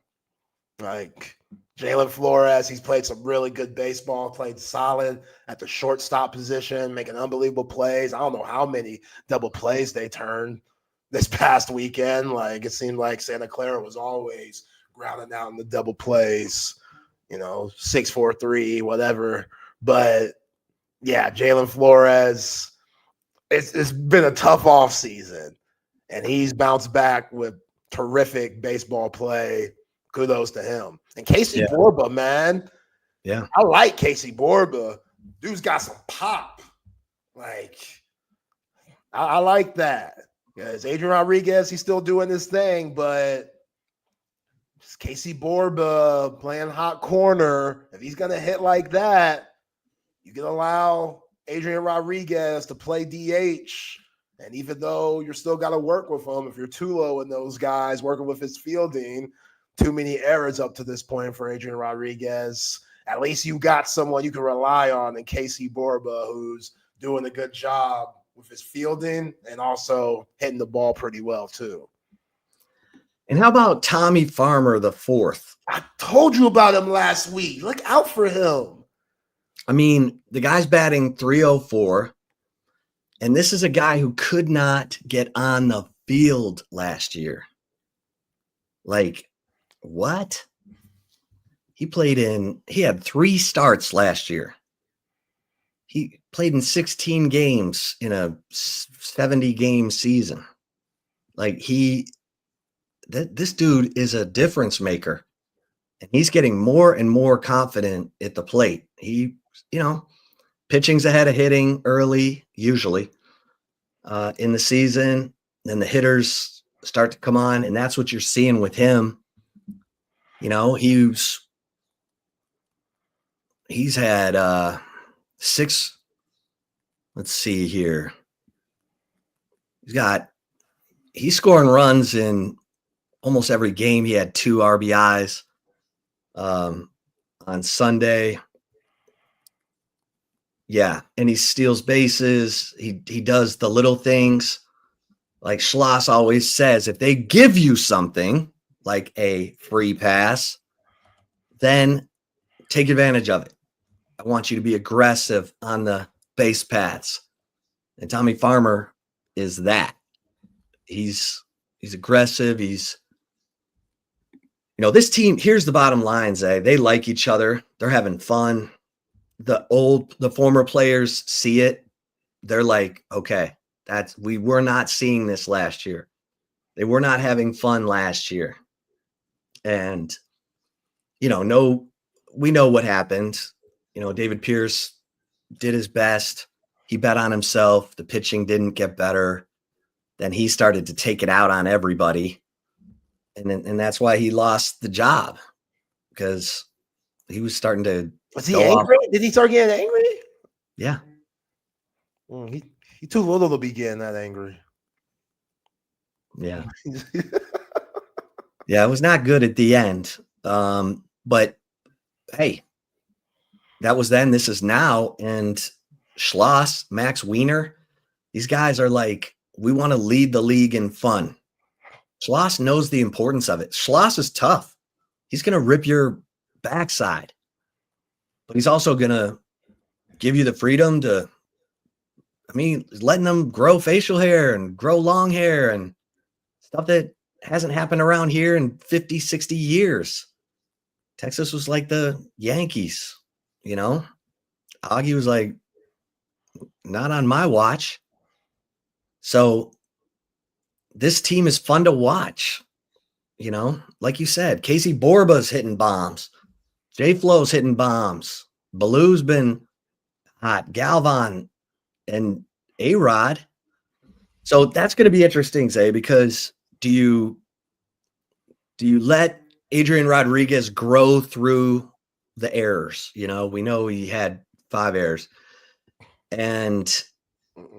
Or do you do what Floss is doing, which is DHing him and playing Borba at third. And then, as you get more and more comfortable, practice, whatever, Tuesday nights, like that'll be interesting. Casey Borba wasn't hitting well, I'd say yes. Casey Borba's hitting too well to make that move right now, especially going into the SEC play. I would say yes. If Casey Borba wasn't hitting well, then you let Adrian Rodriguez work through it. Nah, that's what practice is for. Like, he can work good in practice. The last 6 games, Borba is 7 for 16. That's good. That's nice. That's nice. I'm telling you, boy got popped too. Yeah. Had a home run against A&M Corpus Christi. Had a home run against Santa Clara. Had a double on Saturday. Yeah. 3 RBIs on Saturday. Yeah. Yeah. And Ethan Mendoza's your leadoff man for the rest of the year. Yeah. That's Mendoza is a bad man. He's good. Like he is good too. He's just gonna get better. He's legit. He batted .315 as a freshman last year. Like the dude's got he's got some of that special quality. And he takes good at bats, Yeah, smart hitter. And he watches pitches, he'll take pitches. So his at bats are like 7, 8 pitches long. Pitcher's like, damn, what do I got to do to get rid of this guy? Yeah. Little old man's different. Little man, Muggsy Bogues, one of my favorite players ever. Love me some Doug Flutie. Little old man, David Pierce, is hard to respect. Little old man. Nick Saban. That's different. Nick Saban. There's exceptions. Tom Cruise, every actor in Hollywood, pretty much. But Tom Cruise like 5'3". That dude. All right, Zay. Yeah, let's talk hoops. Well, let's talk about the women, because I Thought the women played really well. I mean, they grinded it out against LSU. And LSU didn't have Flage Johnson. I get it. They ended up not having their second leading scorer. Yeah, Morrow. Morrow. Yeah. But they grinded it out. They did what they needed to do. And the lost coin flip, and I'm not trying to make excuses, but where you really got screwed on the lost coin flip wasn't just that you ended up in LSU's half of the bracket. You played the late game. Mm-hmm. And then you got to turn around and play at 2:00 after daylight savings after you lose an hour. Vic never cancels a shoot around. He canceled the shoot around before the game and sent everyone to cryotherapy. And that home court advantage for South Carolina is real in that Bon Secours Wellness Arena in Greenville, South Carolina. It was all South Carolina fans. So they ended up, it's 12-10 after the first quarter, and then bam, South Carolina 15-0 run extended out to 19-2. Ended up being 21-6 in that second quarter, and that was it. That was it. Texas never was able to cut into that lead. And look, we talked about it. Bree Hall, she's a great defender. She face guarded Madison Booker like her life depended on it. And Maddie Booker, it was really tough. So you had to have Rory Harmon do something and Taylor Jones do something, which they did. But Shea Holly couldn't buy a basket. So neither could Jordan Lee, though. Neither could Bree Preston. Like all of them, they got sped up and it got away. Yeah, Garrett, were you there? Like, damn, what are you doing, bruh? You out here trying to get this 30 mil. Your woman's out here struggling. Can you be some type of help in any way to make her life easier, bruh? Because every time Shea Holly has a bad game, it's Garrett's fault. Always Garrett's fault. That's just what it is. He chose this life. It's his fault. But he chose this life. On a serious note, though, they're playing 3-on-5 out there, Chip. Like, you're going against South Carolina. South Carolina's so versatile. And now Dawn seeing them 2 times, then the third time yesterday, she knows exactly how to guard Texas. Shea Holly, you get any shot you want. Jacqueline Winnetonda, you get any shot you want. Same with Jordan Lee, same with Justice Carlton, same with Breonna Preston. And you could probably say 2 against 5 because they play Rory Harmon very disrespectfully. That Raven Johnson, who was guarding Rory most of the game, she just stands in the paint and just looks at Rory on the 3-point line like, shoot it if you want to. We'll take it. All yours. It's all yours. Y'all are one of the worst 3-point shooting teams in the league. We're going to force y'all to do what y'all don't want to do. So Madison Booker, even though the defense was good on Madison Booker when it came to Bree Hall, it wasn't just Bree Hall. Every time Madison Booker got the ball, South Carolina would rotate their whole defense over to her side. So Bree Hall could play on her tight, and every time she drove, here comes another Lady Gamecock right there to guard and the help and the double team. Every time Taylor Jones or Kyla Oldale got the ball in the post, they double. And a lot of the time it would be Shea Holly or Rory Harmon's man, and they don't care about them, what they do on the outside when they get the ball. There were so many open looks that Shea Holly and Rory Harmon had, and Rory Harmon, she didn't take them just because that's not her game. So when she tries to get in the mid-range, she's going right into South Carolina's defense. That's tough. That's tough to deal with, especially if Madison Booker isn't able to go crazy. And you're going to see that for the rest of the NCAA tournament with Texas women. That's how teams are going to play them. They're going to say, we're not going to let Kyla Oldegger, Taylor Jones, or Madison Booker beat us. We'll allow the others to beat us and see what they could do about it. And if you've seen the AP polls that came out today, Texas is a 5 seed, which likely means they're going to be the first number 2 seed, probably in that USC 1 seed region, which I'd rather have USC than UConn, South Carolina, or UCLA. So you'll take that, but not being that 1 seed, that could hurt a little bit. And South Carolina is really good. They're really good. That loss to UConn where they got blown out at home, I think Dawn Staley wanted that because she has a sick mind and she likes that stuff because now she could challenge them in a different way. You know, when you have your bench players like Edwards and Fluwali and Tessa Johnson, all 3 of those girls could start for almost every team in college basketball. They come off the bench for South Carolina. And I told you about Chloe Kitts, man. Chloe Kitts is so good. That girl, you see the only white girl on a team full of sisters, you wondering, okay, this girl must be different because she's just her passing, rebounding, her defense. She hit 1 pull-up jumper on Jordan Lee, and it looked like KD in a way. Like a little crossover to the left, she faded and stuff. Like they just have so many options, and now they found their groove. So yeah, 2 seed is disappointing to what CB's saying down here, but And that's not for sure. no, but I That was the AP poll that dropped them down there. But either way, it's going to be USC or Texas on the same side. Either USC is going to be the 2 seed playing Texas on 1 seed or vice versa.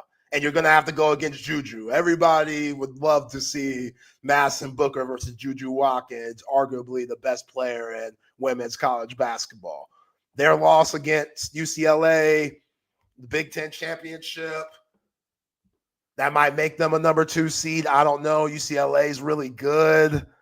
You know, I wanted it to be Texas gets that 1 seed and TCU gets that 2 seed because I'm sure they would want that too, having a Texas matchup and go up against Haley Van Lith and Sedona Prince, who's like 30, still playing women's college basketball. Yeah, she's so old.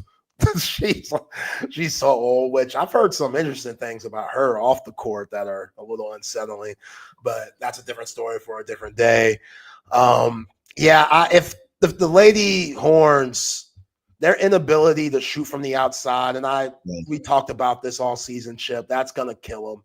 That's going to be their Achilles heel. Dawn Staley understood it yesterday with her game plan, and every team that they're going to face from here on out is going to have that same game plan. And as for the others like Shea Holly, Breonna Preston, Winnie-Tonda, throw Rory Harmon in there, Jordan Lee, y'all got to beat them.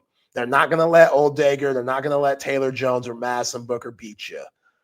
And your defense has to be up to par every game. That was the difference. When Texas beat them in Austin, they let Kitts go one-on-one with Oldacre and Taylor Jones, and Texas beat them at that game. Yeah. This time when the ball went in the post, they doubled because they didn't respect the outside shooting. And so, and every time Madison Booker came in, you know, like you said, she drew an extra defender because the defenders on Rory Harmon and Shea Holly were bailing. Yeah. And finally, Rory started hitting. She hit some, you know, I think she finished. Rory was 6 of 15, so she missed 9 shots. Yeah, for Shea Holly was 0 for 7. Maddie Booker was 4 of 13. So that tells you right then and there. And then you needed Jordan Lee or, you know, Breonna Preston. Breonna Preston was 0 for 2. Kyla Oldacre was 1 of 3 with 2 rebounds. Yeah. These next few weeks, you have a lot of time before your next game. The Lady Horns definitely need it because these last 3 days, we're playing 3 straight games. That's been tough. Ole Miss, they fought hard. LSU fought hard. And clearly, you just got ran off the court by South Carolina. So that's a lot on your legs and stuff. But if I'm Vic Schaefer, I'm working on a lineup with Kyla Oldegger and Taylor Jones in. So Together. we're prepared together. You got to go old school high-low action, kind of like what we saw David Robinson and That's what South Carolina was doing. That's what, yes. Yeah, Fagan and Chloe Kitts were going in a two-man game, which they had Kyla Oldegger in unfamiliar territory. She's on the outside guarding Fagan, and she's like, what the hell is this? Why am I out here? And they're just so spaced out, and Fluwali's a problem. She's like Kyrie. Elijah Fluwali, she has a Kyrie Irving type of flair and the type of game where you just don't see that in the women ranks very often. Like, she's terrific. They bring her in off the bench. And then all light-skinned Taylor Johnson, she could light it up. I remember her last year in the NCAA tournament. Tessa Johnson. You can't leave her open. Raven Johnson's a warrior. Joyce Edwards. She comes Edwards, first team, all SEC. She's a freshman. She like 6'2", great footwork, runs the floor like a deer. They're loaded. She didn't start yesterday. No. Didn't start, but she's first team all SEC. Pow didn't do anything. She's like the best shooter in all of women's college basketball. They are loaded. Don Staley could do whatever she wants any game. Like, I'm still shocked that they've lost this year. I really think Don Staley just tries stuff at times because she knows, like, oh, let's just try this today just to see where we look. Just to see, because once March comes around, we'll tighten it up and we'll do everything that we can. But let's see what these girls could really do. Like, I'm picking them to win it all. It's just, I want Texas women to be there, but they just have too many flaws, man. You got to be able to hit from the outside, and they can't. Well, or your defense has to be so good that, it can carry you. And I thought they did look tired. Yeah. Even though it was, they scored 16 points in the first half, the lowest ever in a SEC tournament final. Yeah. So, and they, again, it was 12-10 after the first quarter. And then the second quarter, they bring in Fluwali and Tessa Johnson and Joyce Edwards. And Texas is like, oh God, we don't have those reinforcements coming in off the bench. Every single player that Don Staley played yesterday for South Carolina was a McDonald's All-American, except for Chloe Kitts, who would have been a McDonald's All-American, but she was an early enrollee. So that January, instead of playing the rest of her year out, she was at South Carolina and didn't finish her senior season. I don't know what happened there, but she's an early enrollee. But in her class, she was a top 5 player in whatever class she came out in. So they just have blue chippers everywhere.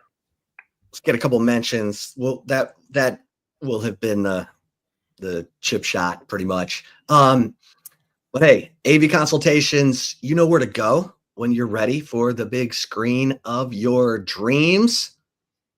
AV Consultations. Hi, this is Tom McKay, owner of Audiovisual Consultations. We've been providing custom electronic systems for Central Texas for more than 36 years. Old man, I think they all know who you are and what your company does. This is Camilla McKay. The old man believes in big fun and big ideas. He can make dreams come true, so why not dream big? I've been up in Boston, but I know the old man and all his friends and fellow radio heads have been spreading the holiday spirit here in Texas. Why should we stop there? Keep spreading the good feelings all over. Audiovisual Consultations carries all major brands of televisions and stereo equipment at prices you can't find in stores. And you don't have to leave your house. Just like Santa, they deliver the gifts to you. Yeah, I like that, kid. Throw a party, hang out with your friends, catch a concert. That's all fun and good, but can we get back to the business? You can give us a call at 512-255-8678 or visit our website at avconsultations.com for some cool electronics. Oh, now you're forgetting something. And as always, hug your kids. We only pretend to be annoyed. Watch some games with your friends and make love to whoever the hell you want. The best sports bar in Austin, Texas, USA, America is Cover 3. They've got everything you're looking for in a great sports bar. TVs everywhere, so there's not a bad seat in the house, and they've got the right games on. You're not going to have to ask the bartenders, the waitresses, the waiters for the game that you want to watch. They know the games that you want to watch, and the food. My goodness, that's what separates Cover 3 from the other sports bars out there. An upscale menu with tons of great items. You got to try the Sean Adams prime rib sandwich. They've got the filet mignon. They've got the fish tacos. Of course, all of the sports bar classics like wings and nachos as well. Great burgers, great salads. I'm telling you, something for everyone. Of course, the full bar happy hour prices, the weekend brunch. You got to check them out. Anderson Lane, Round Rock, and San Antonio. And, of course, Cover 2, 183 and Lake Creek. It's Cover 3, dining, spirits, sports. Hi, I'm Dan Covert with my wife Hayden. Welcome to Covert BK. Our newest location in the gorgeous Hill Country includes Buick, GMC, Cadillac, Chrysler, Dodge, Jeep, and Ram, and hundreds of pre-owned and certified vehicles for you to choose from. We have 3 service departments that are ready to take care of your car, truck, or SUV with 86 service bays to accommodate any repair and get you in and out quickly. Come visit us today to select the vehicle you've been dreaming about. Covert, born and raised in Austin. Shout out to Leaf Landscape Supply, a full service and wholesale and retail plant nursery and landscape supplier here in the ATX. They have 2 terrific locations. Y'all should check both of them out. If you're up north, hit up the one on Pond Springs Road. If you're down south, hit up the one off Monterey Oaks and 290. If you're looking for large quantities of supplies to fulfill any landscaping job, trendy house plants, a collection of specialty plants and rare plants, Leaf Landscape Supplies, your one-stop shop for everything you need. Go to their website at leaflandscapesupply.com so you can check it out before you get there, what you want. And when you do get there and you're in the checkout line, let them know your boy Zay Collier put you on, the boys at Texas Sports Unfiltered, and you get 10% off. 10% off, can't beat that at Leaf Landscape Supply. Hey, and for my snorers out there, you need to get over to the Sleep Cycle Center. I'm telling you, let them diagnose what's going on with you. They've got all the best screening technology, home testing. They're going to evaluate your airways. They're going to give you treatment options, because snoring isn't just annoying to the person you're sleeping next to. It could be a health risk. And you don't need that. Basically, snoring is the fact that your oxygen airways are being blocked, and that's what's causing that noise. And the bottom line is, you know who you are. If you're a snorer and you go to the Sleep Cycle Center, 2 great locations at the Arboretum and in Lakeway, tell them you heard about them on Texas Sports Unfiltered. They're going to give you $100 off a sleep study or a weight loss program. Take care of yourself. You know, we talk about all the time, guys. Go get your heart checked. Go get a physical. And if you're snoring, go to the Sleep Cycle Center. Go to sleepcyclecenter.com for more information. Book your appointment. Remember to tell them you heard about them on TSU, and they're going to knock $100 off your sleep study or weight loss program. Sleepcyclecenter.com. And McCall Custom Homes. You know, for those of you who've been thinking about redoing a bathroom, the kitchen, maybe some expanded outdoor space, Mike McCall, custom home builder for 40 years, family owned and operated. They get the details. They're about Austin, and you feel like you're talking to someone you want to do business with. That's a big deal. You got to have a place to start, and that's Mike McCall is a great place to start. Because of his experience, you can check out the work on Facebook and Instagram by searching McCall Custom Homes, and then give him a call, 512-633-9580. You can email Mike at mike@mccallcustomhomes.com, or go to that nice new website, mccallcustomhomesatx.com. McCall Custom Homes, building value into your home.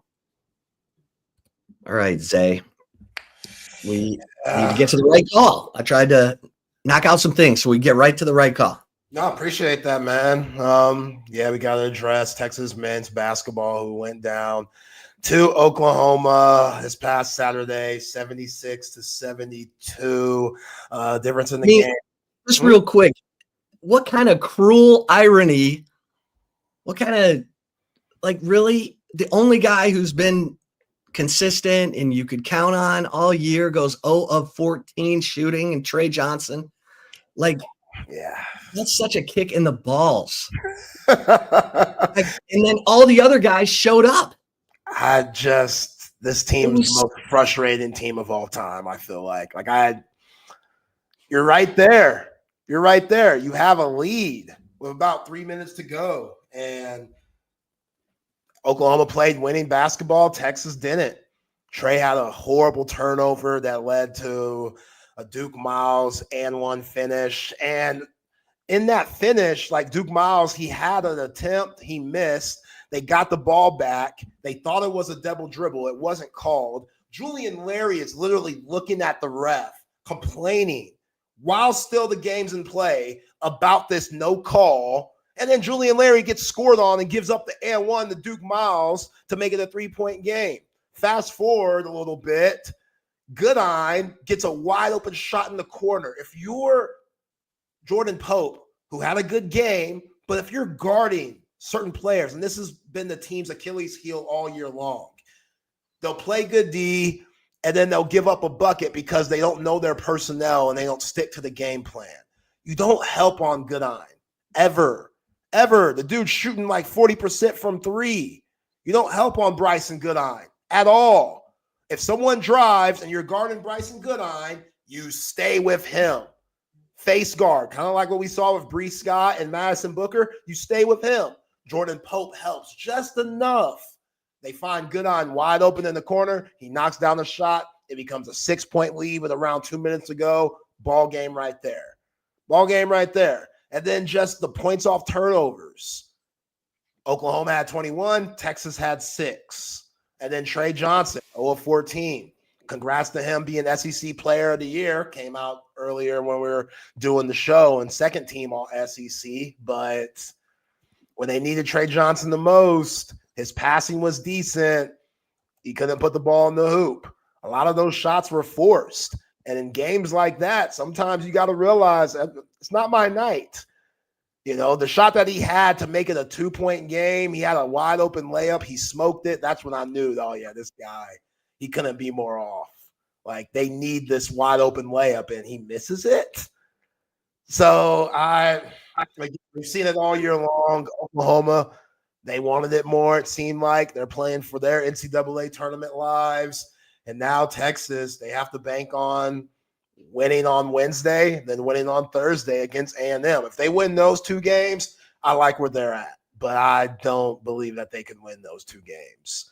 Vanderbilt basically playing a home game, being in Nashville, that's going to suck. And Vanderbilt's already in. So you got to count on that. You got to count on Vanderbilt already being in, so maybe they might not go as hard, and you can take advantage there. But even if you win that game, you still got to beat the Aggies the next night.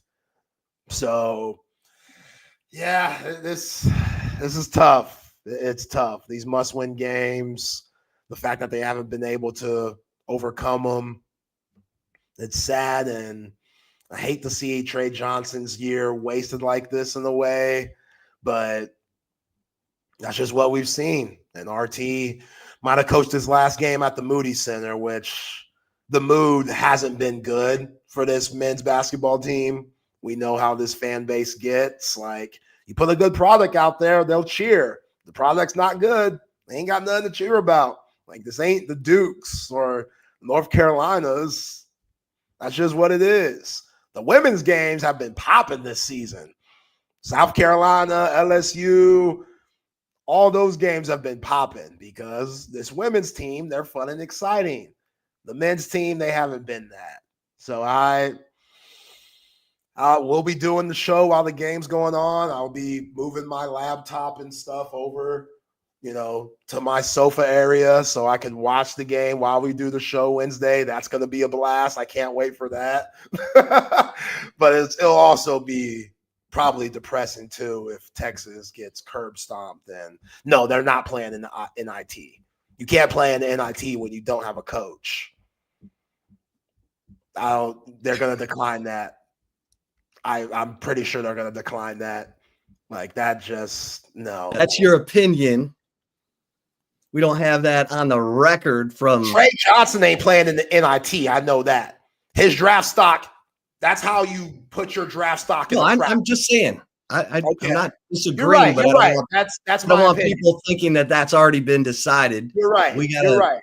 We got to force Cristel Conte to answer that question. True, but yeah. And Trey Johnson is the SEC Freshman of the Year. We're still waiting on Player of the Year, right? No, it's Janai Broom. Oh, okay. Yeah. There we go. Janai Broom. Yeah.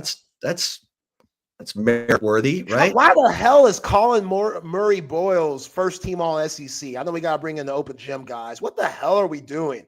They were the worst team in the conference. How the hell do they have a first team all SECer? I don't give a damn if he's Chloe Kitt's boyfriend. That don't mean nothing. Hey, there's my man. Perse Hilton bringing that little extra. That's a talented couple. I ain't gonna lie. They're a talented couple, but just bring in the fellas.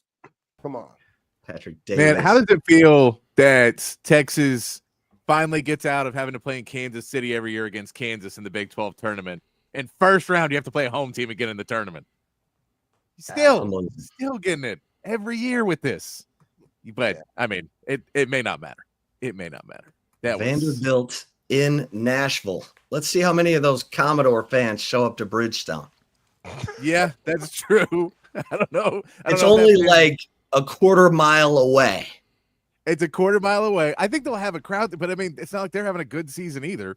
Right. It's not like they're rocking and rolling and everyone's thrilled for it. So there'll be fans there that are just actively rooting. And we all know everybody hates Texas. So it will be everybody against Texas. So that's a standard anyway of any conference tournament you play in.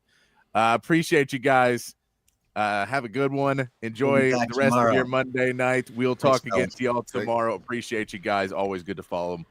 Welcome into Open Gym here on Texas Sports Unfiltered, 4 to 6 on weekdays. Myself, Patrick Davis, and a rotating group of guests. My man, Matt Galatzan, I believe we'll be back tomorrow.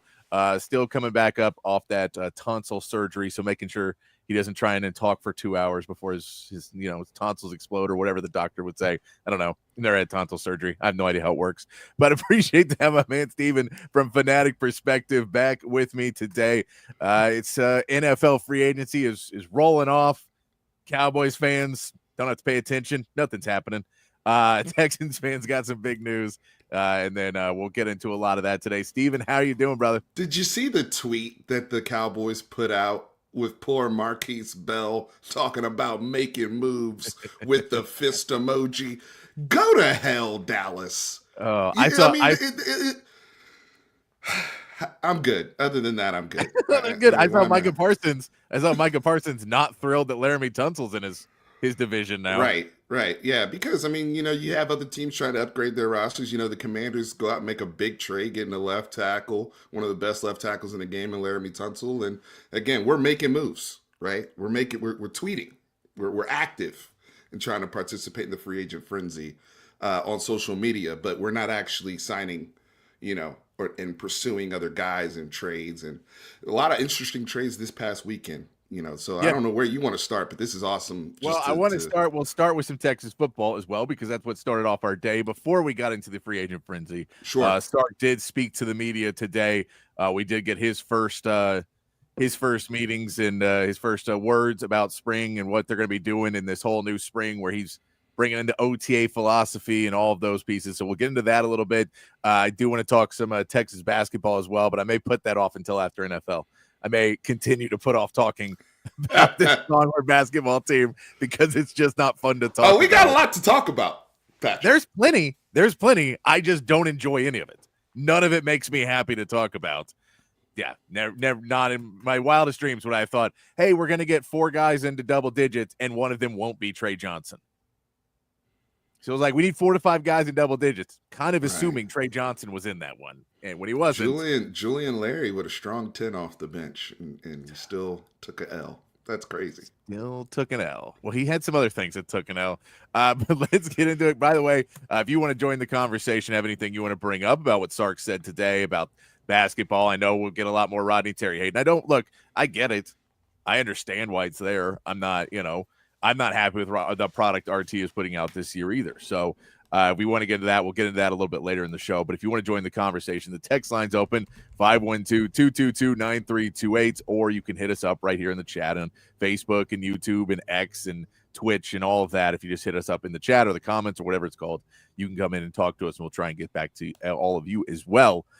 Let's get on, though. Sark did give his first media availability today, and he started off talking a little bit about the coaching staff. One of the interesting parts about the coaching staff that he brought up and he talked about a little bit later was about the ages of his coaching staff. Just something that's been interesting going through, that he continues to hire guys that, they're not 20-year-olds, but he's hiring guys in their 30s, maybe early 40s, but a lot of guys in that range that are a little bit younger. And he talked a little bit about, we bring in established names as well, but for a lot of these position coaches, we like to aim a little bit younger because these guys have, a fresher perspective on some things. The game's changing. You want to be able to have a communication with the players and keep everything open. And I mean, this is something that we talked about a lot when you were looking for coaches, and when those coaching searches would come out, you could kind of rule people out that were a little bit older for the most part. And now Dwayne Akina comes in, and of course he's a veteran and been there. He mentioned Johnny Nansen, he hired last year, was a little bit younger. But he says that is something he looks for in coaches. Not very surprising that Sark is looking out to keep it fresh when he's bringing in position coaches. It's culture, right? It's all a part of the Texas culture. I mean, we've talked about this for so many years during the daunting 2010s of the Texas football program and the problems we had inside the building, even going before we even got to the football season. And, Sark is what, much as we talk about X's and O's and fits and his relationship with Johnny Nansen previous to Texas, what Johnny Nansen and PK, their relationship, it's still relatability to the players like you highlighted, Patrick. I mean, we're in 2025, man. I mean, it feels weird to even say that in itself, right? Like just how future minded and where we are. Yeah. So when you're a CEO of a program, when you're a CEO of a company, you want somebody that's forward thinking, that's considering change agents like that. And we've talked about the change agents in college football. I'm sure we'll get to the conversation about the money, right? And yep. NIL and the program and how much we're spending and all these type of things. You want to keep these things in mind, even with your staff and the day-to-day of how they're operating with the players and who they're talking to, who they're building relations. When times are tough, who they're going to hit up on the phone at 1 a.m. and walk through something, or, that matters. That matters a lot. And so as much as the fit does, and you want good ball coaches, you want guys that are going to develop, you want people with skins on the wall. Absolutely. But I'm glad to hear him acknowledge that and be transparent about it to us in our fan base. Yeah. And then, he goes on from that, talks about the coach a little bit, but goes on, of course, and has to hit it about the spring game. As you're starting spring practice, that is normally the end to it. It is a big conversation, and he wanted to clear it up a little bit more, that he did bring up. The spring portal closes the day before the spring game would be. So the spring game would have been April 26th. The spring portal closes on April 25th. So he's like, that's not a part of it for us because it's already over. We could showcase them all you want, that the portal's done. It's not that. It wasn't the tampering at all. He said it was more, we have a ton of new players in playing positions right now, and I don't like sticking those guys out there when they're not ready. And, he says it's because guys get put, it's in the media that you'll put somebody down because he just doesn't play well, or he misses a block, or, he blows an assignment on defense and everyone will put him down. I think it's somewhat too just in their own heads that you don't want to go out on that big stage and have a bad spring game. And that's kind of your lasting image in a player's head for months of, walk away and say, that's what the last they're going to see me until like September. That's all they get to see. So now I'm a bust till September, and their own player's head, I think it could do some things. So he may be doing that. I still believe it has a lot to do with NIL as well, because I've heard that rumor from a ton of people, and I've heard that, pretty much confirmed from people that agents will be reaching out after the spring game and asking for more. So, I mean, you don't have the leverage of the portal because the portal is already gone, but you can still ask for more money. But it's an interesting point that his theory on it. He said, I couldn't tell you about other people's spring games, but for us, this is because we need more time to develop with all our young players, which they do have a lot. I mean, they do have a lot of young players. They do. I think it is interesting, though, the leverage of, I mean, typically you also want to do a little bit of a cleanse of your own roster during the spring as well, right? And saying, hey, I mean, last year we wanted to kind of help some guys get showcased that played in the spring game, and then they were able to go and get offers elsewhere. I mean, Casey Kane is a guy that comes to example, hey, we need you to come up off that scholarship, bruh. But because we're over here trying to get XYZ, we're about to bring Silas in, blah, blah, blah. And we need, we want you to, but we also want you to showcase and do right by you. So that's why I'm a little, finicky on it. I understand the timing does align with what he's saying in terms of April 25th versus April 26th. The other thing, though, is the practices and how guys are going to be allowed that are looking to leave, and what we have to supplement positions in the portal. Like, they're going to go get a tight end. They're going to go get another receiver. They're going to go add to the defensive tackle room. Like, they cannot go as is right now as the roster stands. Yeah. That has been the case every single season. So my question is, how do you navigate those scholarship numbers with guys you need to kind of wean up out of there, but they need to, it's a little interesting when you don't have that public dynamic of people actually seeing what the 2 deep looks like, and it's like it's clear you're not running with the 1s or the 2s. Now it's at their discretion. So it is. And I mean, and the scholarship numbers are kind of changing now too, because of the rulings and everything else, that you'll now be able to have scholarships for basically everybody on your roster. They're just roster limits. So it'll open it up a lot more. But I think there is something to be said that he knows he's probably going to lose a couple more guys in this spring portal. That, if a couple more guys walk out and then I'm bringing new guys in that spring portal, they're clearly not ready to go.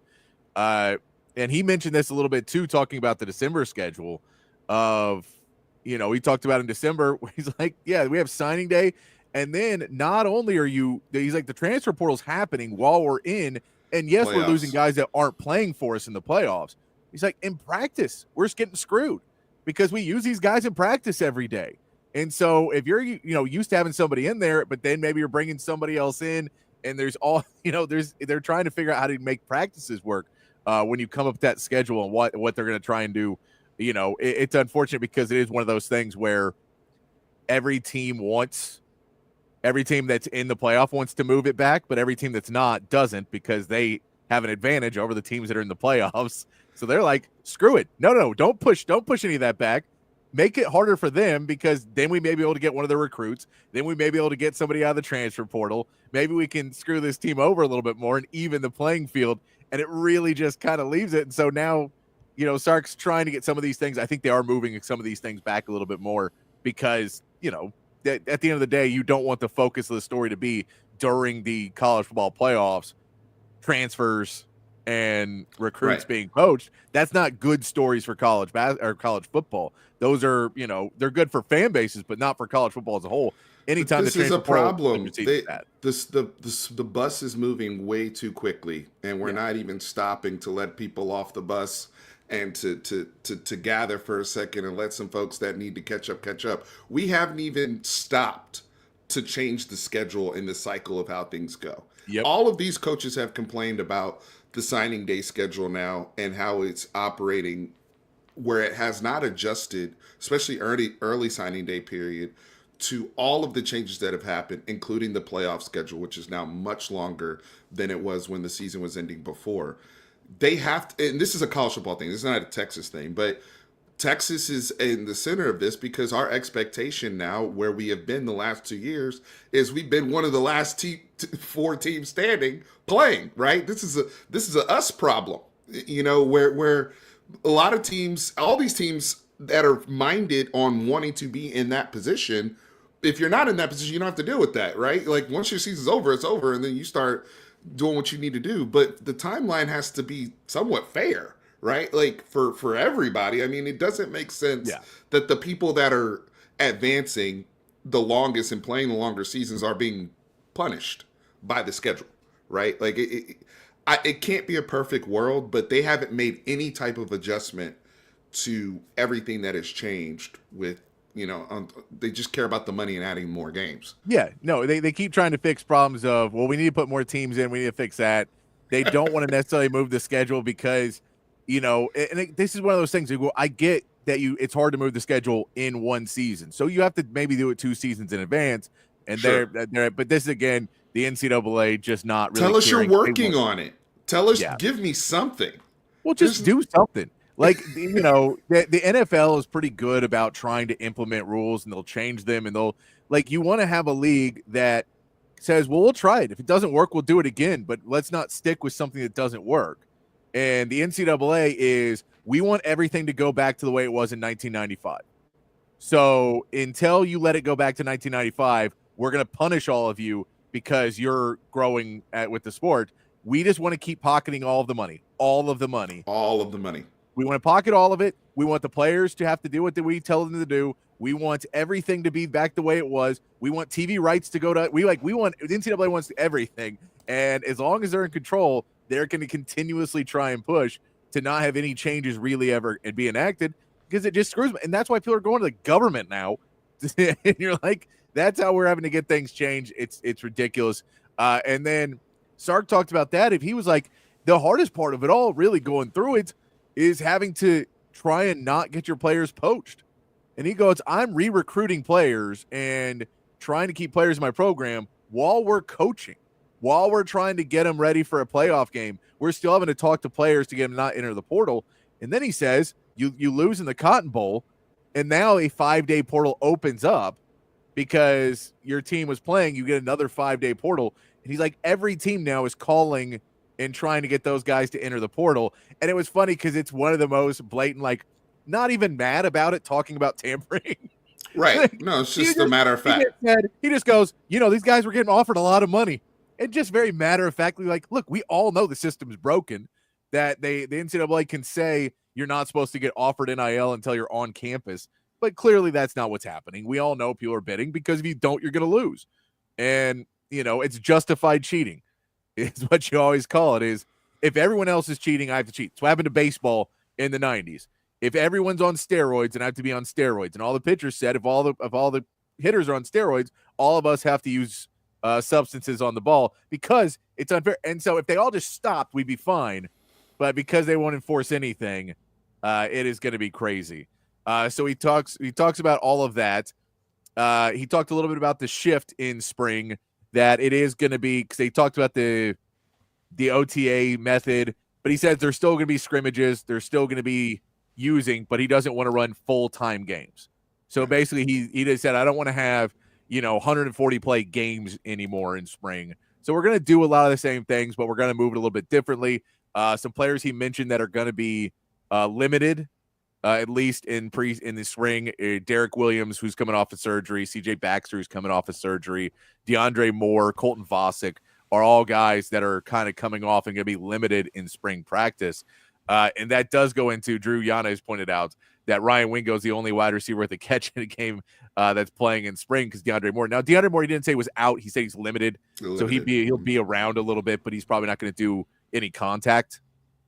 But that it does. I mean, you have some young guys. This was already going to be a very inexperienced wide receiver room. It just is what it is. When you keep having turnover, again, there is another transfer portal. Would not surprise me if a more veteran wide receiver got pulled in on that transfer portal. I think that's almost a guarantee at this point, Patrick. Regardless of how well and let's say some of these young guys ramp up and we start hearing the things we want to hear about some of our year 2 guys like like a Butler or Parker Livingstone, like, who we expect to start to develop behind the scenes as well under Chris Jackson, they are going to go get a veteran receiver. What they've done with Matthew Golden and Isaiah Bond and Xavier Worthy and A.D. Mitchell is billboard material for any receiver that is looking to come in and have a really good season and especially now with Arch running the show. Come on now, like all these dudes want to come in here and get work under this staff with this quarterback, with this coach, right? So they will have the pick of some of the best. Now I know that they struck out with some of the other guys in the first portal run. I do think some of that was money related as well, in terms of some of the stuff is like, we ain't gonna, come on now, we ain't gonna pay that for not for you. You know what I mean? But now on this back end, as it is now more of a need, I think some kids are gonna have some real conversations. And I think there's probably some things, you get recruited against, they can look at Silas Bolden and you could say like, okay, well, this guy went over there and look, he's not doing anything because they have too much depth at wide receiver. They have too much depth. And in that portal, you could use that this Texas team has too much depth. You didn't know if Matthew Golden was going to go in the draft. You didn't know if Isaiah Bond was going to go in the draft. I mean, you thought they were, but you did not know. They were juniors. They had eligibility left. So if you looked at that and you could say, if any wide receiver, you go, I may go over there and never even, I may see 5 catches all season. So why would I want to go there? I think now you can look at it and say, it's wide open for me to go in and earn my spots. 100%, especially with no spring game. Yeah, no spring game. Well, you're going to be coming in late too. Well, late, but still, there's nothing writing on the wall where there's going to be like somebody balls out. You know what I mean? And you're kind of looking at Texas where it will still be open ended. Is where I'm going with that. So and that was something that was probably the most interesting thing. Actually, I'll mention a couple other things. So we'll get to the most interesting thing last. Okay, but. He did also mention the short yardage running and what they're trying to do, and he put it on himself again. There was coaching that they were not ready for those situations. So he put that on himself, and he also mentioned the NFL interest, that he didn't really listen to it too much, that he wants to be here. There's a lot of unfinished business. So those pieces, he kind of through out there in that as well that I had written down. But what he did mention as well, they talked about Cole Hudson stepping in for a Jake Majors who'd been there for so many years and kind of that offensive line. And Sark was, I know, not saying that Cole's not going to be a starter. He also said, we're still trying to figure out who the best 5 players on that offensive line are. We're not set on what this offensive line is going to be yet. And so that was kind of, and he talked about a lot too. So he says in spring, that's going to be a big piece, putting the 5 together. And he mentioned also, I want to play basically everyone in my roster in the first 4 games of the season. I want everyone to get out there. I need everybody to be ready to go. But the fact of he's saying, I'm going to play everybody early and no positions are set. Nothing is done yet that we have for sure what we're going to be able to use. That's a big piece for what you're looking at. So this offensive line, we all kind of just have in our head what the offensive line is going to be because it's what it's supposed to be. That doesn't mean it. We all think we know who's going to be the top wide receivers. That doesn't mean that's what it's going to be. So I think Sark's really putting out there for spring, at least, I want the competition. I want you to go out there and show me, and I'm going to play y'all early. And if you play, you're going to get playing time. And that is that's a big move for recruiting as well. This is open, man. This is open for everybody. Everybody can come in here and make a move. Drew Giannis says, did Niblett move to safety? Yes, Niblett is over at safety now, trying to move that. So he is no longer in the wide receiver room. He was in the running back room last year anyway, doing kind of splitting time between the two, but it was in the running back room. They moved him over to safety now. It'll be interesting. He'll be a linebacker before he goes, I'm sure. It's just keep moving him around. But they're leaving it open for everybody. That was really what stuck out when he basically took the Cole Houston and goes, yeah, we love to see it, but it's not set, that offensive line. You got to go earn it. Yeah, and I wouldn't want him to say anything else. I wouldn't want Kyle Flood to say anything else. I do think the reality is, though, you have a baseline in your head of where you're going to start day one. When we go out, once skeleton drill is over and we go out for the first time, 1s versus 2s, somebody has to go out there. There's an initial group that is going to go out there. And I do think going left to right, that first group is going to look like Trevor Gooseby at left tackle, I think you'll have Neto at left guard. I do think Cole Hudson will go out there as your first team center. We obviously have DJ Campbell back at right guard, who is a returning starter, right? The lone returning starter in terms of his position. And then at right tackle, somebody like a Brandon Baker. I think that's the first five that if I had to roll out, just off the top of my head. Now, we have some really intriguing guys behind the scenes that are going to make some noise. The Jaden Chapmans of the world, the Daniel Cruzes, if you're talking about centers, right? Guys that they've recruited that we haven't heard a whole lot about that could challenge. You want those guys to know that they have a shot because of, like you said earlier, about poaching, right? These guys need to know that they have a true, legitimate opportunity to compete for those positions. And like they said, truly have the best five on the field. Well, you also need, regardless of the best five, you need depth. Okay, you need more than five. The last time I checked, Kyle Flood said, I need 7 to 8 offensive linemen that are able to start, not 5, right? And we saw that Texas benefit from that this past season when Kelvin Banks went down, when Cam Williams went down, right? Like, Jake Majors missed time at times. We moved Hayden Connor to center, and then we were able to shuffle people around because we had 8 guys ready to go at all times. So that's the type of championship depth you're looking for on your offensive line. So I'm encouraged to hear Sark talk like that, because those young guys behind the scenes, just because you don't win the job in spring, don't mean that you ain't going to play in the SEC, right?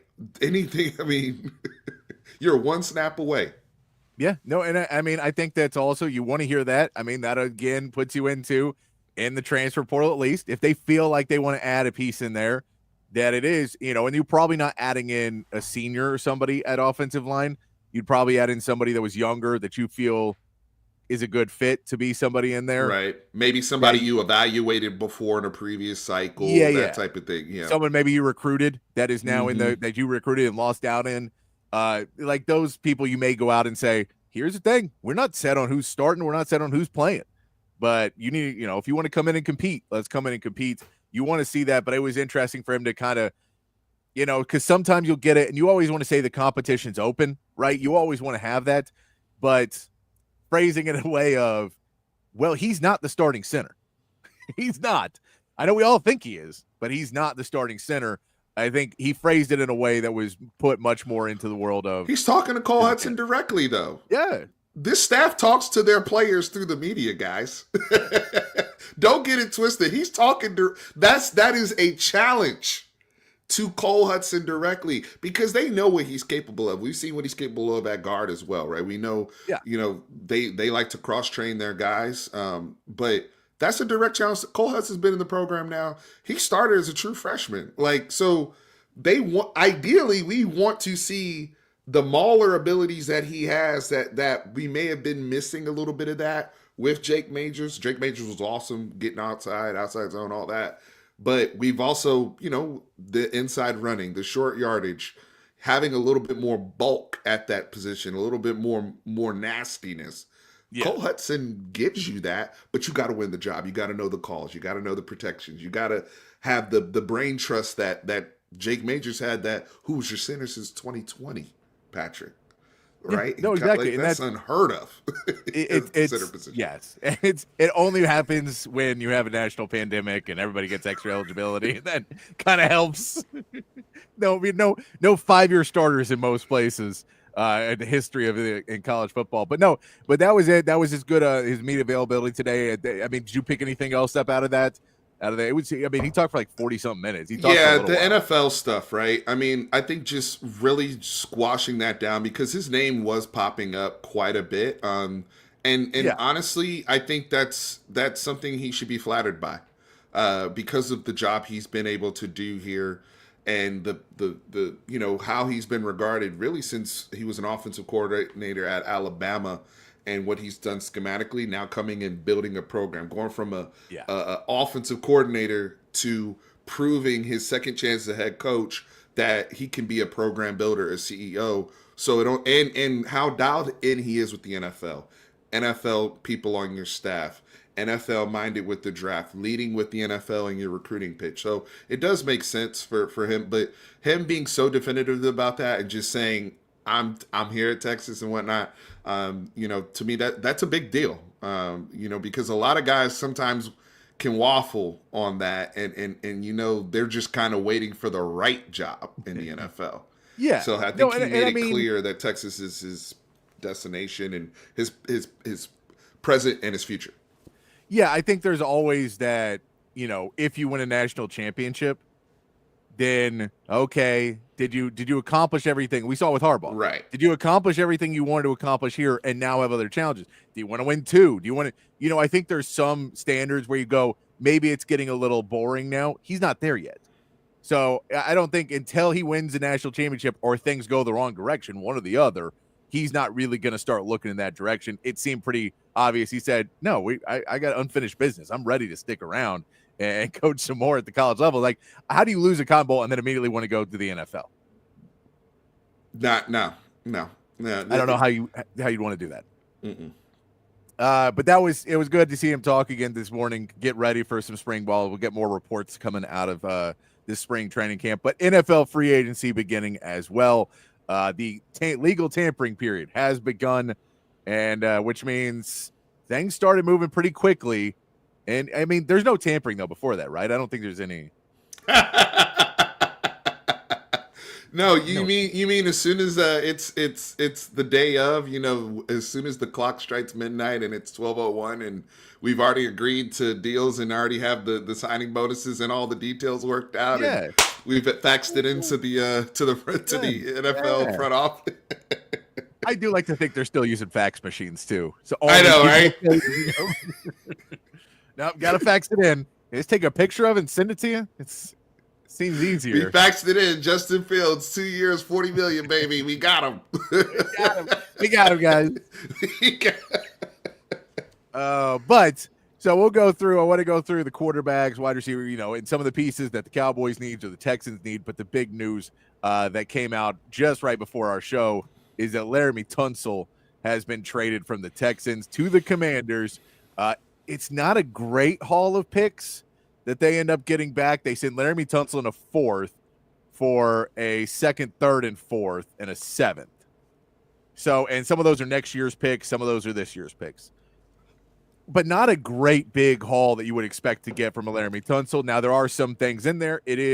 So basically he has 2 years left on his contract. His cap number next year is pretty big, but he could, it's not guaranteed money, I don't believe. No, most of it's not guaranteed next year. So you could have gotten out of it. They would have had to make that decision. Cap-wise, do they want to keep investing in Laramie Tunsil? You're already pretty pot committed into it, so I think they want to get something back out for him. And we know Laramie Tunsil usually doesn't play in the last year of his contract. He likes to get one renewed. You would assume the Commanders know that going in, that he is going to be asking for a new contract pretty soon. I don't think the Texans want to go further into Laramie Tunsil business after last year. It feels pretty evident that the Texans felt that some of the problems on that offensive line was a lack of leadership from the veterans because they just got rid of the 2 veterans. There were 2. Right. There were 2 real veterans on that team, on that offensive line, and it was Laramie Tunsil and Shaq Mason. They're both gone. And we talked about Shaq Mason on Friday, and now here we are on the bookend of that on Monday, and Laramie Tunsil's gone. So that, like you said, that tells you what you need to know. I mean, but do you think that's definitively, I mean, when you look at also the change with the offensive coordinator, correct? I mean, Nick what's Haley's his face? in there now. Bobby Right. Slowick's gone. Nick Haley's in. Slowick's gone, right? So, I would like to hear your opinion on what the path forward is now. I mean, is it like so obvious that the draft is now in that angle? Oh, it feels like you kind of need to do both still, but I don't know if they have the cap room to do all these pieces because they just didn't have a ton of cap room. They keep trying to open up a little bit more. We've seen a lot of offensive linemen go, and they cost a lot of money. Those prices for offensive guards and interior offensive line is high right now. So I don't know if they're going to be able to get a top guy in that interior of the offensive line. They have tackles. They have Titus Howard and Blake Fisher are both technically tackles. So if you're going to keep playing both of them at tackles, you can go interior offensive line. You have Jared Patterson, Kenyon Green, Kendrick Green, Juice Scruggs. All those guys are interior offensive linemen. So, you have pieces you can move around in there. I mean, but these are all still guys that weren't playing well. But you got rid of two of the more expensive pieces of the offensive line. You've now moved on from that. You're trying to lower your costs. If they're going to be bad, don't make them high paid. It's, I guess you're like, we can't fix if they're bad, but we can not pay them anymore.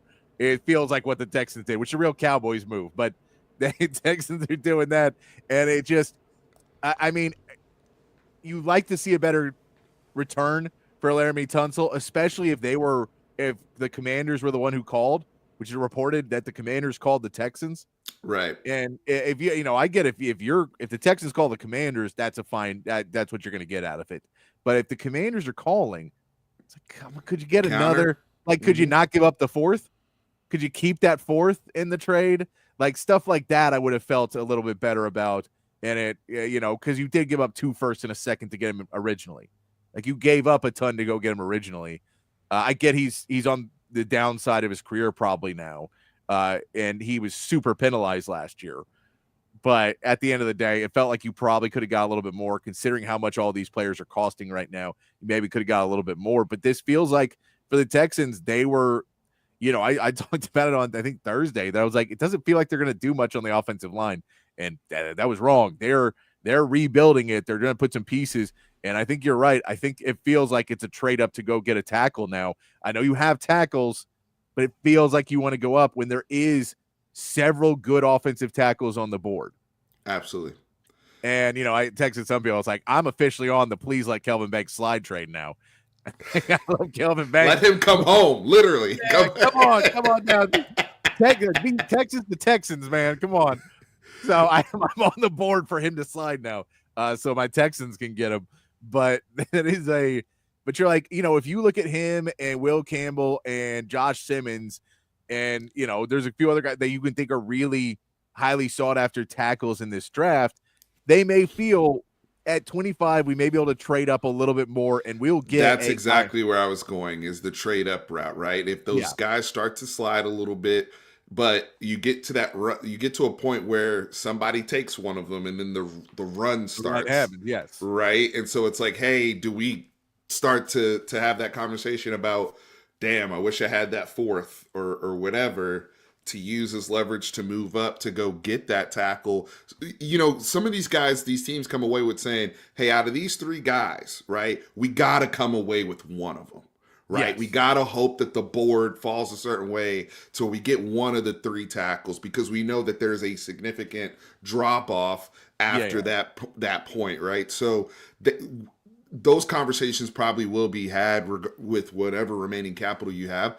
The other thing I wanted to say, though, with the Texans, the coaching the coaching changes have to be a win for the guys that are there. Right. Because you can only overhaul so much on a roster. You got to hope that somebody can get the best out of it. Kenyon Green, who was a former first-round pick, and Titus Howard and some of these guys, getting them to play at least better football, if not their best football, for the people that are staying, right? That's the whole reason why you make these changes from a Bobby Slowick and that offensive staff as well. So that has to be kept in mind. Yeah, no, I think you are. Yeah, because the offensive line coach, it's still a guy that was there. He was handling the running last year, and the running was better than it had been in the past. But the passing offensive line was just awful. I get Laramie Tunsil wasn't necessarily the guy constantly letting guys past him, but at the same part, you're expecting, if you're going to pay a left tackle, you want to see the offensive line get better around him. Sure. And it doesn't feel like that was the case at all. It felt like he was just doing his job, and that was good enough. And now maybe he was trying, and that's a lost cause, and whoever else knows. But it did not feel like anyone was really helping anybody else out on that offensive line. But yeah, there's 4 offensive linemen, 4 offensive tackles in this draft that you feel are all probably starting left tackles, and depending on what your personal grade of them are. But we know Will Campbell, Armand Membu from Missouri has climbed up there to be in that list. Josh Simmons, the kid from Ohio State, which I know this is one I had to make sure he did not play with C.J. Stroud. They're both Ohio State guys, but he transferred in from San Diego State when he was at San Diego State when C.J. Stroud was in his last year. So they did not play together. So it is not one that makes an automatic jump that it's another C.J. Stroud guy you bring in, because we know that's been the case. They've tried to bring in some of his friends before. But then Kelvin Banks as well, of course, where I still have Kelvin Banks. So if you can get Kelvin Banks as the 4th tackle off the board, if he was still there at that point, then I feel pretty good that you were able to make, you trade Laramie Tunsil, you bring in a guy that I feel can be a starting left tackle in the NFL for a long time. You feel better about that move then, but it does feel like you are really in the market. That first-round pick is an offensive lineman now. I don't know how you go any other way unless you're getting another first-round pick and you're trading next year's. We know that they've been crazy before. The C.J. Stroud, Will Anderson going 2 and 3 in the draft. That would, they're not afraid. Nick Caserio is not afraid to go for these things. And how it worked out, too, would tell you that that's not going to scare them away because both those guys turned out to be good players. So it is an interesting one, but that was big coming out from the Texans. And, because earlier in that, you were kind of looking around at some other guys getting signed. Drew Dahlman was that big center. That was a guy that went to you the would love Bears. to have. He ends up going to the Bears pretty quickly into free agency. So you're not able to get him. You also see, Morgan Moses signs with the Patriots. Jalen Moore goes and signs with the Chiefs. You just see a lot of different players start to sign, and Trey Smith gets franchise tagged, so he's not going to be in there. Austin Corbett re-signs with the Panthers. So there's been a lot of big contracts, and a lot of these offensive linemen are getting paid good money. So for the Texans, it's going to be rough to find where you're going to build from if you're not building from the draft. It's scary because you have a good quarterback, but it just feels like it's not going to be there enough. I don't know how you're going to bring in that other wide receiver because wide receivers are costing a ton of money too in free agency. This is something the Cowboys have to be looking at as well because the Cowboys need another wide receiver. They just desperately do. Now, maybe they're looking at it the same way and say, screw it, we're not paying that much for a wide receiver. We'll go get one in the draft. But we've seen Chris Godwin re-signed with Tampa Bay, 3 years, $66 million. We know Devontae Adams over the weekend went to the Rams, 2 years, $46 million. Marquise Brown staying with the Chiefs, which came out right after that Xavier Worthy thing, which good to see the Xavier Worthy. Those charges have been dismissed. Nice to see that there was not enough evidence to do anything. So hopefully that was, not as bad as it was at first looked. Never want to see that stuff from anybody, much less player. But it's also an example of why we shouldn't jump to conclusions as soon as something drops, right? I mean, it is important.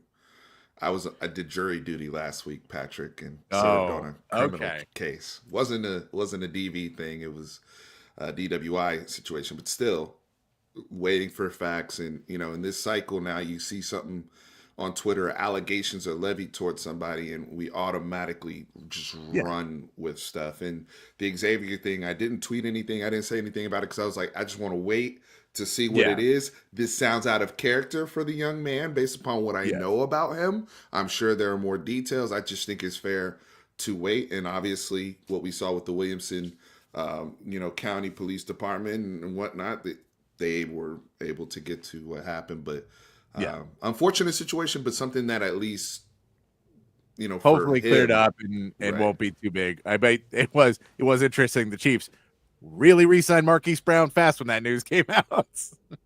Well, the other thing was the running joke. The running joke with Chiefs receivers and the law too. I mean,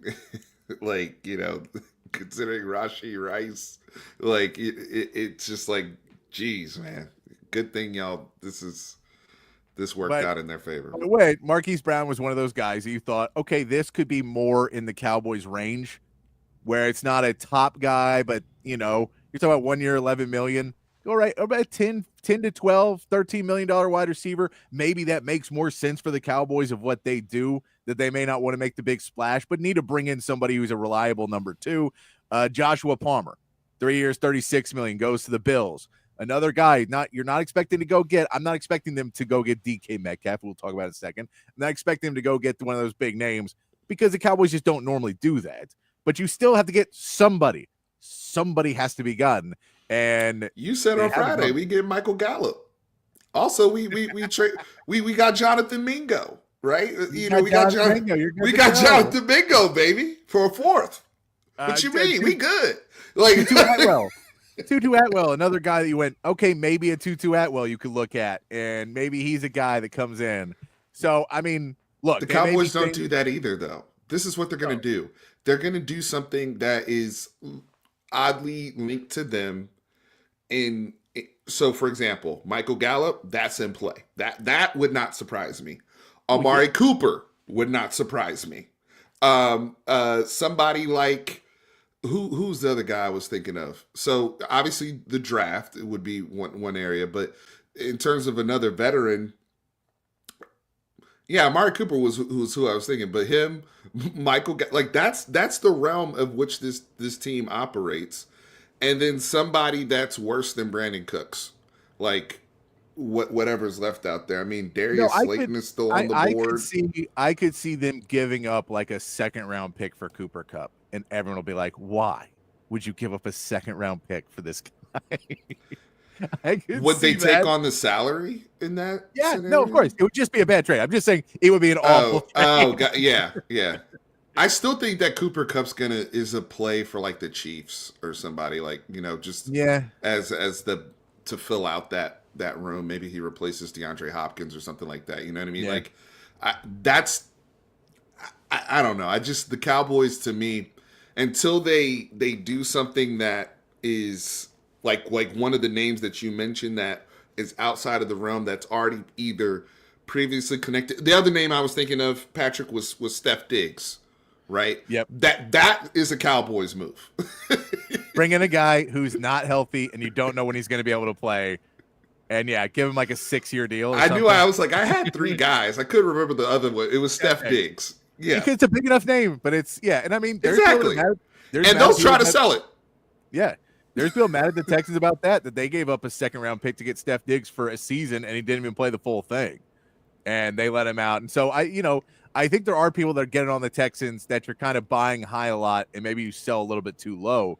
And that, where you feel like you paid 2 firsts and a second. I know it's a different regime, but 2 firsts and a second for Laramie Tunsil, and then you can't even get back, a first or a second. You're really going back. I get it because the players get older. It's hard to get return on investment like that, but that's the Cowboys with Amari Cooper. Yeah, and the Texans did it with Brandon Cooks as well. Brandon Cooks, they gave up a lot and, let him go for a lot less. But the Texans also, of note, did sign Sheldon Rankins, who was a guy that they had played for them a couple years ago, did really well, was good in the run stopping.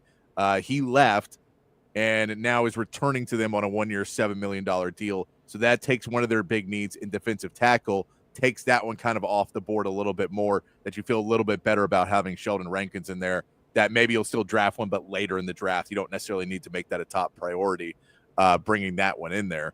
But yeah, the Cowboys don't really do anything yet. They did lose Jordan Lewis. That is a piece that you didn't want to see. 3 years, $30 million to the Jags, I believe it was. So that's my other thing, right? That's not even a big contract relative to what he is. I mean, and Jordan Lewis was arguably our most consistent defensive player over the course of the entire season that stayed healthy. I thought he had his best season last year under Coach Zimmer. I understand that there is a coaching staff change, and we are going to Matt Eberflus as our defensive coordinator, and there will be a little bit of a schematic change from what Coach Zimmer did.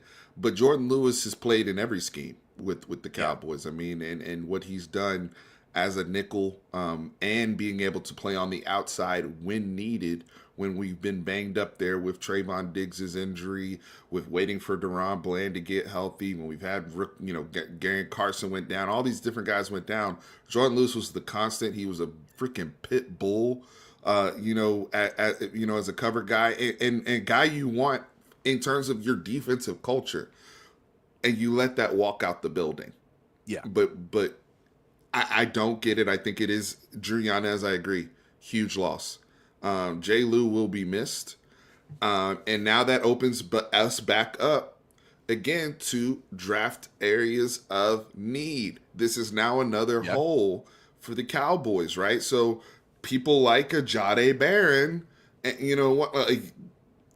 Now it's like, okay, could that be in play for the Cowboys? But now we got to fill the receiver. We got to get the running back. We got to get the offensive line, right? So it's just damned if we do, damned if we don't. I genuinely don't think they're going to – I think they're not necessarily looking at cornerback as a position of need, because I think to them, they're still looking at, we have Trayvon Diggs, we have Deron Bland under contract. Those are that's a great two tight cornerbacks. We feel pretty good about having those two guys here. And we don't know when, just like you said with Steph Diggs, we don't know when Trayvon Diggs is going to play football. I'm aware of that, but that does not change how the Cowboys do business. Sure. That's two different things. I get it. Two different things. So as much as it doesn't make sense, it feels like the reason they let Jordan Lewis go is, well, we still have Deron Bland under contract for another year, so we'll figure that out when we cross that bridge. We won't think ahead to that, even though we know the impending doom that is coming. We'll pretend that's not, and we'll say we have two DBs, so we're good. We don't try and go too deep. We try and go one deep, and we feel we're one deep here at the Cowboys with Trayvon Diggs and Deron Bland. Are they healthy? Who the hell knows? But they're both on our roster. We're only looking at the salary cap. And so we're just looking at the cap and where the numbers are. And Jordan Lewis paying him $10 million a year is too much for us. We also couldn't guarantee him a spot because, he's our third guy now. What are we going to do, using him? Like, yes. You need to have guys like that. Patrick, shame on me. I forgot to apply. Shame on me. That's on me. Everybody listening to this, that's on me. Because Patrick astutely put on his Stephen Jones math.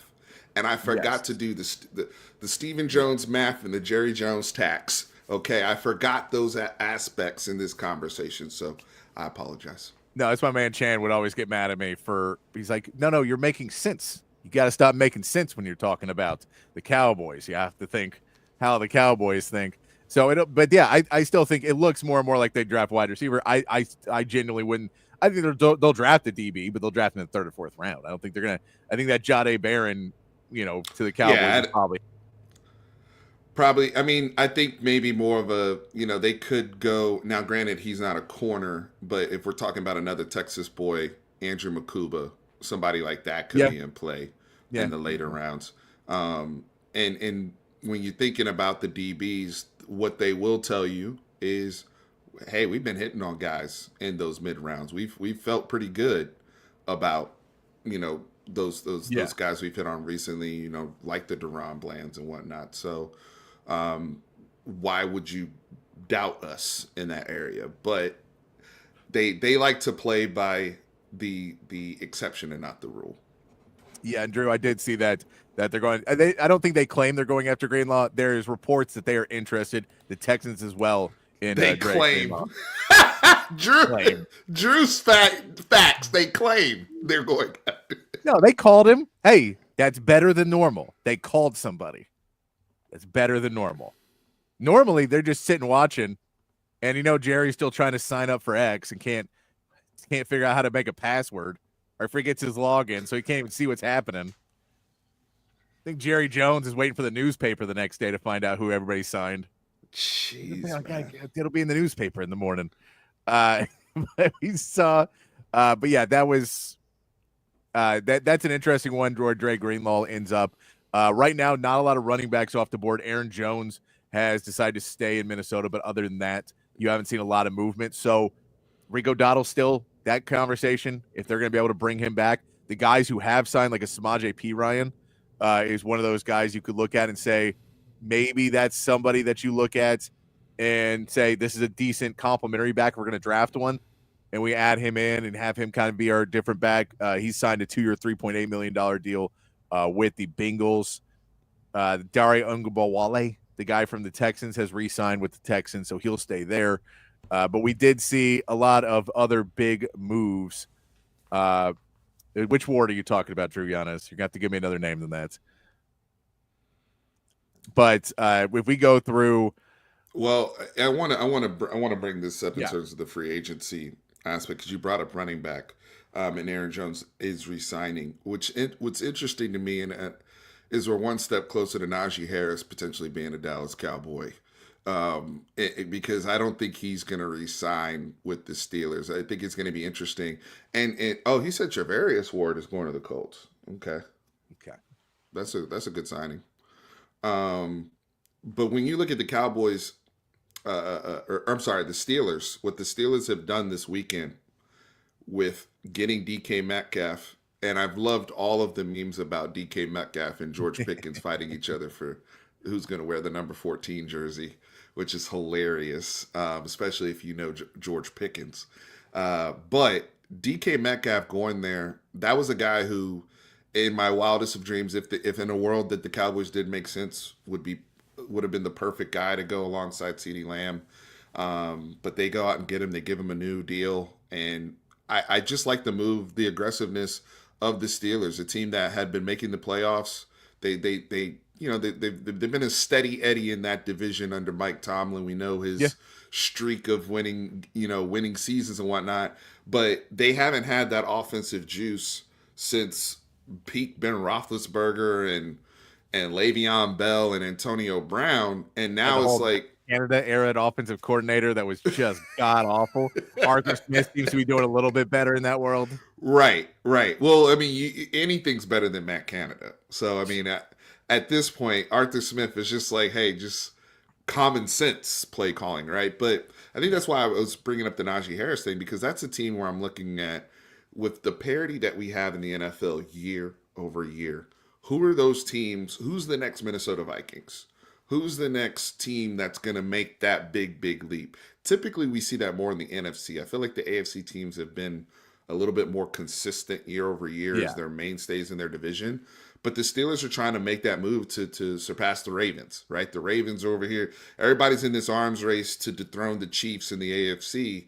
And I think the Steelers doing that. When I think of the Steelers, when they've been their championship selves, they've been a team that have been of two elements on the offensive side. They've been able to run the football, and they've been a vertical passing threat. Going back to Terry Bradshaw with John Stallworth and Lynn Swann, they've been able to get vertical, and they've been able to run the ball with Franco Harris, right? Present day, like getting that George Pickens, getting the DK Metcalf, whatever they decide to do at upgrading their run game. I'm hearing, where are your thoughts with the Steelers on A-Rod potentially going there to Pittsburgh? It is a wild conversation that Mike Tomlin has to pick between Russell Wilson and Aaron Rodgers. That is not the pick you want to make. Two guys whose primes are very far behind them now. Very much so. They're both behind them, and they're both two different types of team killers of chemistry and culture.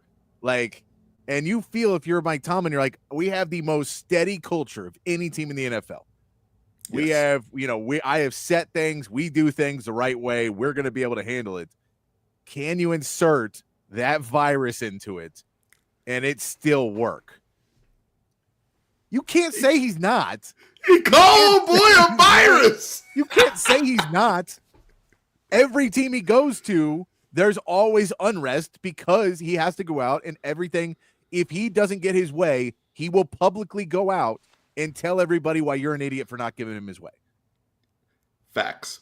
So you know what he is. And so if he's going to walk through, you can have someone at your office building. And if someone at your office constantly comes in and you're sitting down and every day they walk in and go, this company sucks, and I don't know what these dumb bosses are doing. You're like, I don't think that guy's going to be here that long. Right. I have a feeling that somebody may have it out for him. And that feels like Aaron Rodgers is everywhere he goes. He just continues to be the person to walk around the locker room and go, well, if they would have let me call the plays, we would have won the game. Really? What would that have been? Because you've had your choice. Once the Packers gave you reign and let you bring, and you went to the Jets and brought in Nathaniel Hackett, we saw what it was, and we saw that it wasn't going to work. So maybe if you hadn't had your torn Achilles, then that season would have gone better, and the story would have been written differently. But it does not feel like that is the case anymore. Now maybe it's just that you're older and your Achilles injury is basically taking away that last step that you needed to have. But I just don't risk taking everything. And I know Mike Tomlin at a certain point has to kind of take big swings now. And the Steelers have to take big swings because they've been stuck in that purgatory for so long of having winning records. So you never get the top draft pick. You can never really fully reset because you're just good enough, but you're never going to win anything because you can't step over that edge. We know the Cowboys have gotten there before too, where they're just a piece or two away and they're not able to do it. Now the Steelers are spending the money right now. They're trying to go out and do it. So I could see it happening solely in the fact that they feel like if this doesn't keep happening, at some point there will be a revolt in Pittsburgh and we're out because the fans are just going to be fed up with us never being able to get over that edge. So They're we're gonna tired of have- being upper middle class in the Yeah. league because that's essentially what they are, right? I Yeah. mean, and they've been stagnant in that upper middle class. I agree with you on the virus angle. Is there one more? I think the question for me is this, because the parallels between Aaron Rodgers' career and Brett Favre's career is crazy. And I want him to go to Minnesota. We all want him to go to Minnesota. There's no one who doesn't want Aaron Rodgers to end up in Minnesota. But the thing is, too, it's like, could Pittsburgh be his version of Favre's Minnesota back in 2008, 2009, right? Like, could that be the scenario? Like that one more good year before Favre was truly washed, right? But that year where they went, they lost to the Saints at the very end in the NFC Championship, like, could it be that last type of situation for him with the Steelers? Because there is a lot in place for them to be a winning organization. And then it's like, hey, can you do enough for me in the playoffs, i.e. like Peyton and the Broncos or something like that? Can we make it to the playoffs without having the combination of Aaron Rodgers and George Pickens explode? Oh, that would be crazy. That feels like a really toxic, and now it could work. It 100% could be one of those relationships where you see a guy and a girl get together and you're like, one of them's going to be dead by the end of the year. And then, for that 8 months, you get invited to a wedding and you're like, wow, it worked out. But that's what this feels like, because both of them do not like not being in control. Both of them do not like being part of it. Now you add DK Metcalf in that, who's going to want to see the football. He's been on a team where and just got paid. Yeah, he's going to want to validate that. Yeah, exactly. Well, and I mean, you talk about he's been there with Tyler Lockett and with Jackson Smith and Jigba the last couple of years, where he's like, I want to be the guy. And so now I got George Pickens who wants to be the guy, and then you put in a quarterback who says, not only am I the guy, I've been the guy, and everyone's an idiot who says I'm not the guy, because I promise you I've been the guy. And even on the Jets, I was the guy. They just didn't know how to use the guy. I don't think that it just feels like it'd be bad. I feel like bringing back Russell Wilson would be easier, and I don't know if the results are that much better, but I feel like you're tempting fate so much that now, if you want to say, screw it, we're going all in with Aaron Rodgers, and if it doesn't work, Mike Tomlin's fired, everyone's fired, screw it, we're rebuilding and we're restarting this thing. I just felt like with the Russ thing, when they played the Ravens in that playoff game, in that wild card round, it felt like they brought a knife to a gunfight.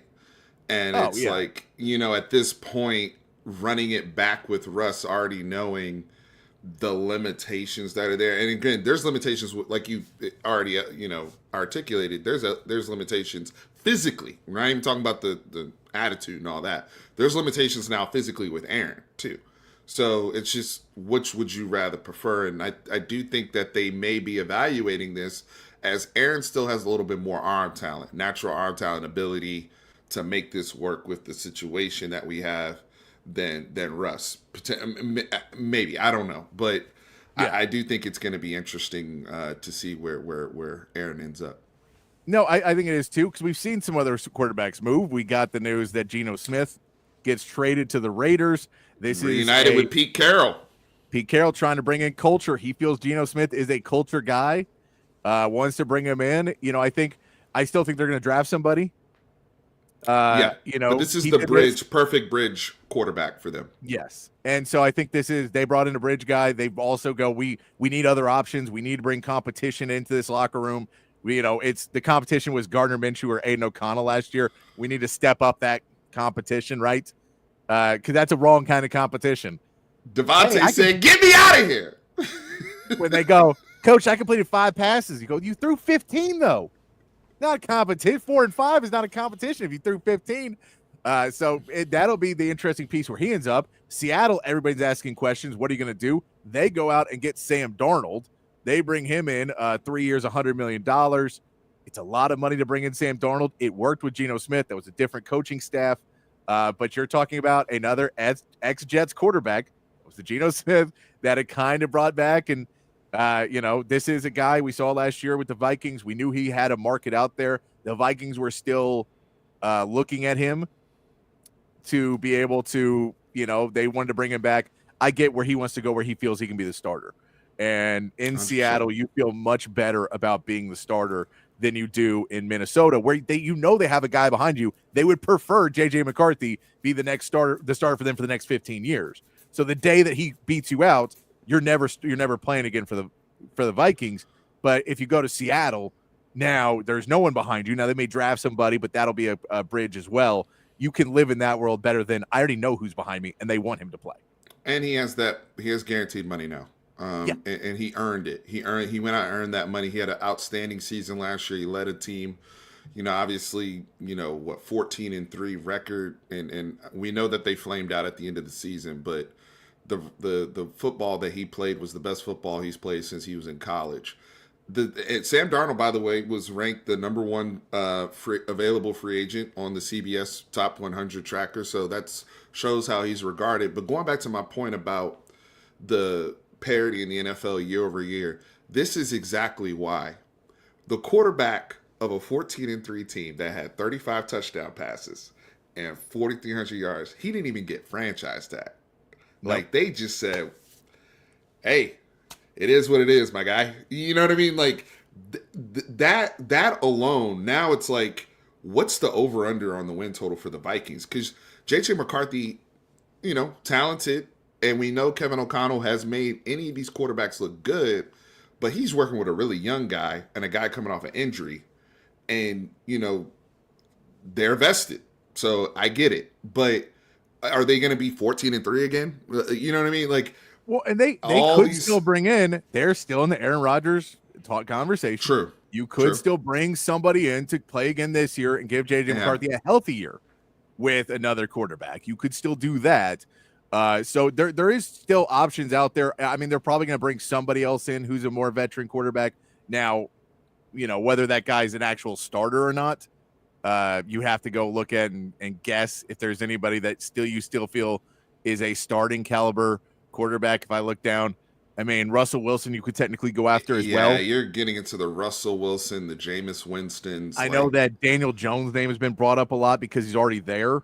That they could keep Daniel Jones and see if you could get a little bit out of him and see if you can get 6 games to give J.J. McCarthy some time, you know what I mean? And try and just kill a little time with it. There's not a lot of guys out there that you really The Daniel Jones thing is interesting. Let's pause there because right now we all think he's not a very good player, not a very good quarterback. But a year ago, we felt the same way about Sam Darnold. At least the collective people, right? Like, he's a bust, he's this, he's that.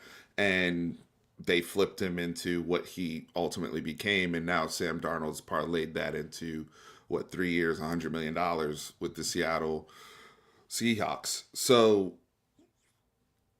could they do the same thing again and say, hey, we'll try to strike gold again with Daniel Jones to get us another year, to your point? Or just let him straight up compete with J.J. McCarthy if he's healthy. We'll see. But again, this is why, just because you were right there at the end of the year last year in the NFL guarantees you nothing the following year. So that's my only hope as a Cowboys fan, especially in the NFC, because of how different things are. I mean, you look at the Detroit Lions. You talked about Drew Dahlman going to the Chicago Bears, the center. That's because Ben Johnson's now there as their head coach. And one of the things that Ben Johnson needed to be so successful as the OC as the Detroit Lions was that strong offensive line, strong interior line play to marry his play action game.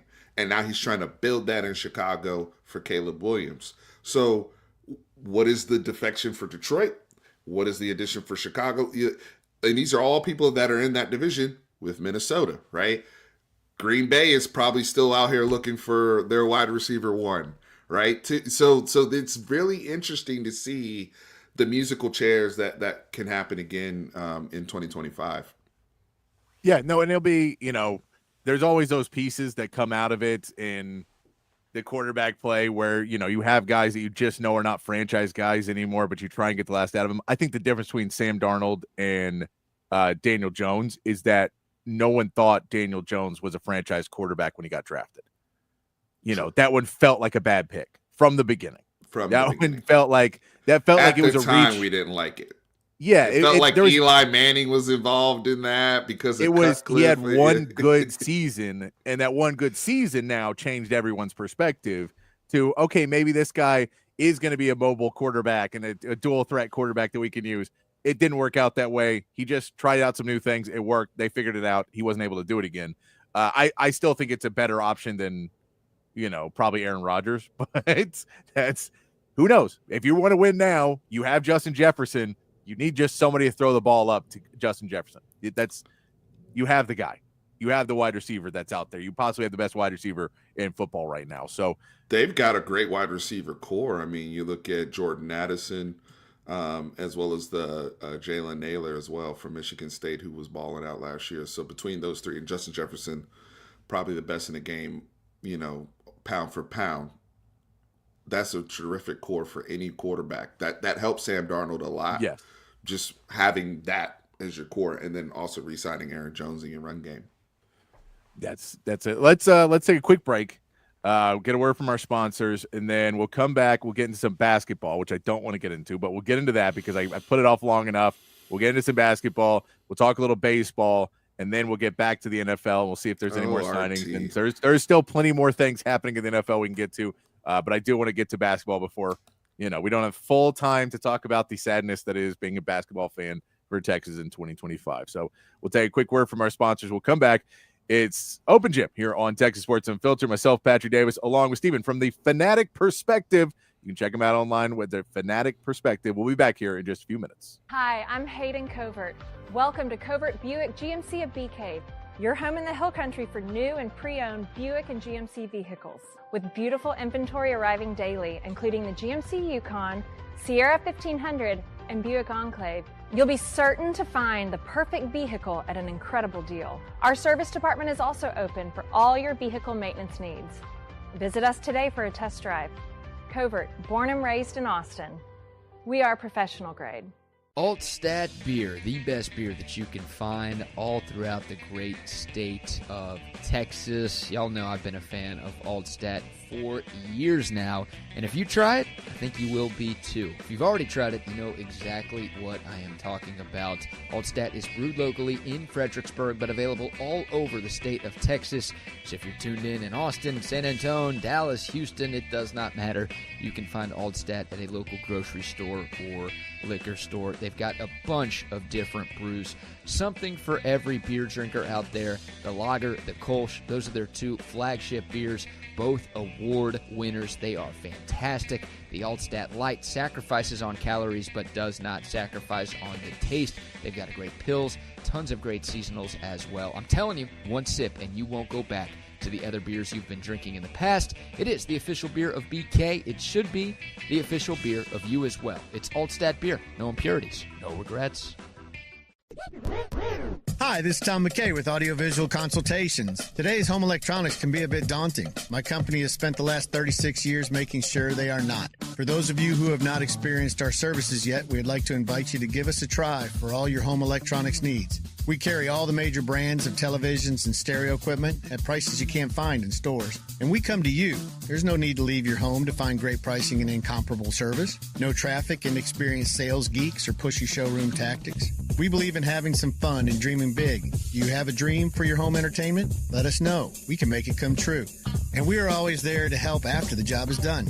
We cultivate clients for a lifetime by treating everyone like their family. No, not those family members. I'm talking about the ones you actually like. So relax, hug your kids, make love to your wife, and smile.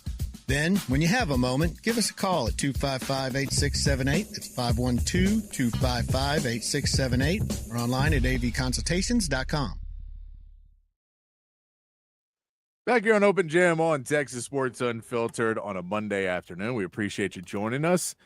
Chan, we did not get to, we've not talked about Texas men's basketball yet. We're about to. Appreciate you enjoying the show. Appreciate everybody on the chat as well. We always welcome you guys to join the conversation. Here the dog says the Cowboys deserve Aaron Rodgers at this point. Come on, man. They got Dak Prescott. Dak Prescott's way better than that. They got a quarterback. He's just hurt last year. He's just hurt. I mean, it's fine. He's a good quarterback. I can tell Steven thinks so. Great quarterback.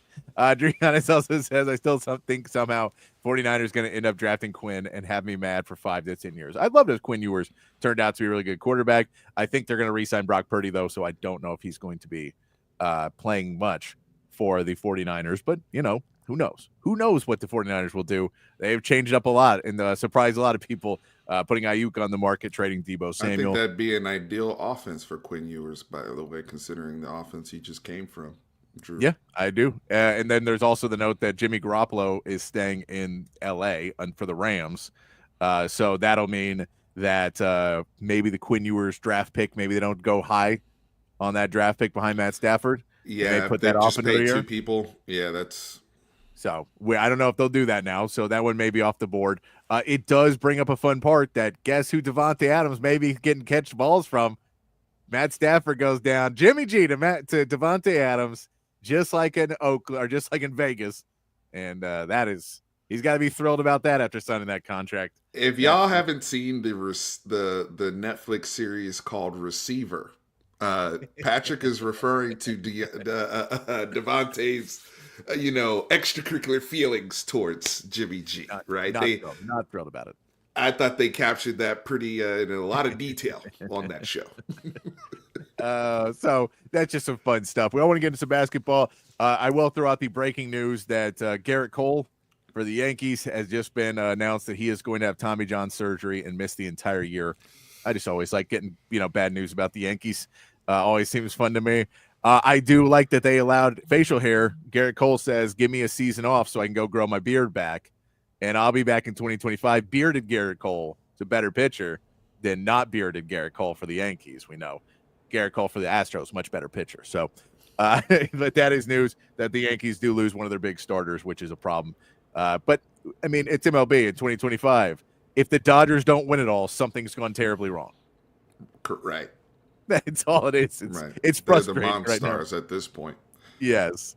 I want to talk a little bit about Texas versus OU. We can throw in your opinions. The chat is open. The text line's open. You can throw in your opinions about where Texas is and what's heading up and how Texas ended up in this situation where they had the game. They were ready to win the game in spite of 0 for 14, in spite of the SEC Freshman of the Year, all SEC first team, and all the good things that he has done. Trey Johnson, 0 for 14. He gets 7 points off of 7 free throws. It's just a bad, he just couldn't get anything to fall in the game. And we wasted Jordan Pope night. Jordan Pope has 21 points. Arthur Kaluma goes 5 for 8, 12 points. Tremont Mark, not great, but still gets you 12 more points off the 12 more points. Julian Larry, 3 for 5, gets you 10 points off the bench. You play your starters a ton of minutes, which I'm not a huge fan of. From Rodney Terry's playing his guys maybe a little bit too much. I know you're trying to win the game and you don't feel comfortable putting in some other guys. But I think a guy like Shedrick, we've seen, he just is not going to last 35 minutes a game. He played 33. I think he may have to lower his minutes a little bit more. I mean, now you're kind of past the point, but this is just another disappointing game that it felt like, you never really were able to pull away, but that's what this Texas team has done all year. You thought maybe you're turning the corner, maybe other some of the guys. Trey Johnson's going to get it by the end. By the end of the game, Trey Johnson will hit some shots. They'll be able to go. But then he didn't, and they weren't able to get enough going for them. So you end up with a few defensive lapses. Oklahoma makes some shots. Your turnover, not being able to force a turnover, kills you in this game. They only had 5 turnovers, Oklahoma. You can't be doing that thing. You got to be able to get a couple more turnovers out of them so you can get some points off turnovers. Oklahoma made all your turnovers count. You had 11. They made them count for points. And you just were not able to do that at all on the other end of the ball. It just felt awful. And it's been this whole season of you're not terrible. You're not this awful, god-awful team that's getting blown out by 30 every night. But you're also just not a winning team. You don't have the pieces to be a winning basketball team. So you keep wanting it to happen, but it's not going to happen. And part of that goes to coaching. Part of that goes to the players.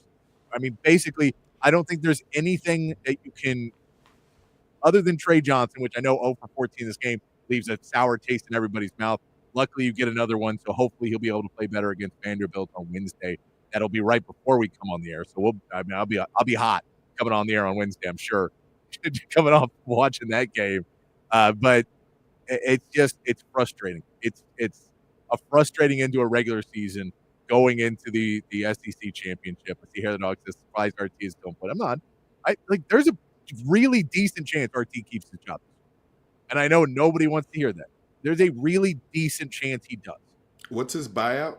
It's what, 5? That's not. I'm not worried about that. I mean, but the buyout is not why I think he does. Yeah, but it's not a small number. No, but I understand, but because I guarantee you there is 15 people lined up right now outside of CD's office who will personally pay $5 million to get rid of RT because they hated him from the day he got hired. So that there's people with a lot of money that never liked that guy. So that I don't feel would be the major issue. Are these same people the same people why Ron Holland didn't get paid? Like I have no idea. And the Ron Holland thing too, I think that's partially not getting paid, but I think he just didn't want to go to school. That was AJ Abrams too. Like, I don't want to go to, like, you're going to make me go to class. AJ didn't want to go to school at all. No, and they're like, you're going to make me go to class? I can just go play basketball. Yeah. I'm going to be a basketball player. I don't care about school. And Texas cares about school enough that even if you're going to have things help you out and it'll be pretty easy, they don't want you to come to school and not do anything. And those guys don't want it. Yeah, I mean, and Ron, to be fair to that situation, that was the last time we were going to have to compete with the G League. Yeah, and the G League was shelling out a lot of money right then, trying to make it a viable organization.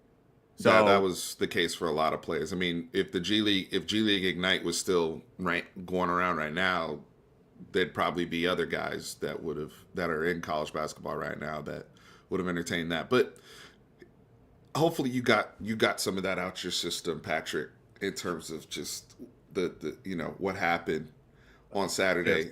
One of those who have been following me for a while, one of my claims to fame is when I started my YouTube channel during the Tom Herman era when we were losing to Maryland, I used to call things group therapy, right? We got to get it out of our system. We got to come here. This is now therapy in terms of Texas men's basketball. I want to start here. I understand Rodney Terry will be the blame, will inherit the blame for everything. I'm not here to issue a defense for Rodney Terry.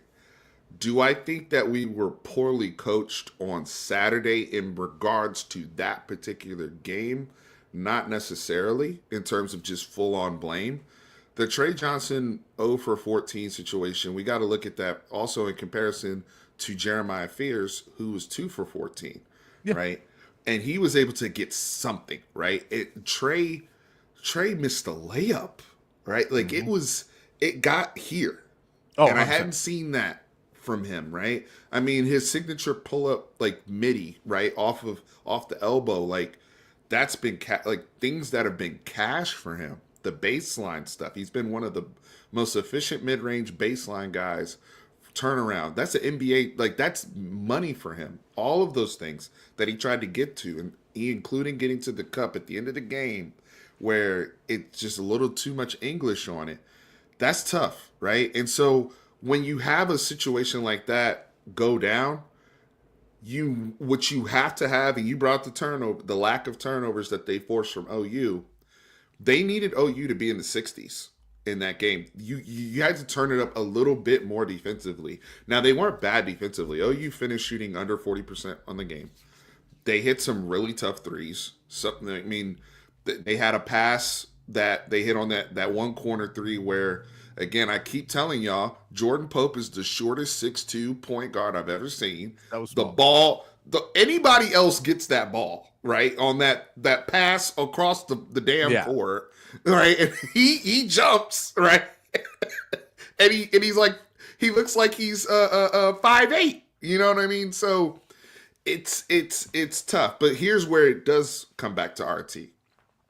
Your basketball team should never be in a situation where they have to win that type of game. Now it's a rivalry game. We beaten OU had beaten them 8 straight times. I get it. We and OU's also bottom of the barrel SEC as well, but that's the type of game where you shouldn't have to be in a situation to where all of a sudden it comes down to Trey Johnson going 0 for 14 as the difference of whether or not you're still on the bubble. Yeah. Right? Like, that's why we're having conversations about having, in my opinion, and I personally like RT. I personally think that he has not gotten enough credit for how he handled things after Chris Beard. As an impossible situation, he got almost no credit for that Elite Eight team. People but we don't know what Chris Beard would have done. We don't know if he would have gone to the Final Four. No, we don't know if he would have lost in Sweet 16. We don't know. And we know a ton of coaches would have had this team fall apart and not been competitive for 2 or 3 years after. Facts. Like, a lot of people, that happens to a lot of teams, that it does not stay steady and then you take a hit 2 years later and with a top recruit. That's normally not the trend of what happens when you lose a coach like that in the middle of a season. So with nothing else, he did better than a lot of other people did. I get that's not enough in Texas.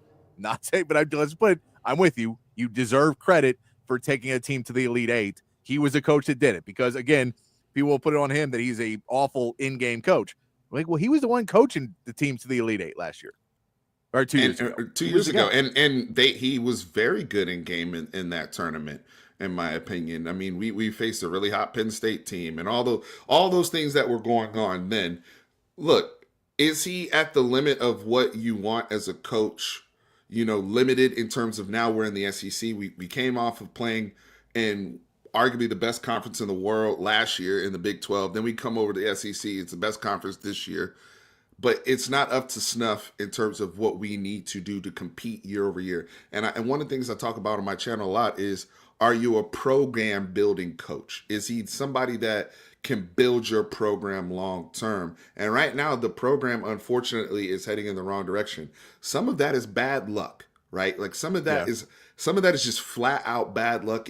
If I had gotten Ron Holland to come, if I had gotten AJ to come, if I had, all these type of situations, if Tyrese had come back for one more year, if Dylan Mitchell had been better, the injuries, right? Like some of that is just bad luck. But when your team can't break a press, when we're seeing low basketball IQ plays, and we're seeing the same mistakes game in, game out, guys, this team is full of guys that have played a lot of college basketball, and they make the dumbest mistakes on the court, especially on the offensive end.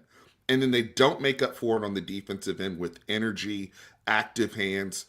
And it's been more of the same at Texas. If Texas wants to move to being a basketball powerhouse, they have to get somebody that can build this program back.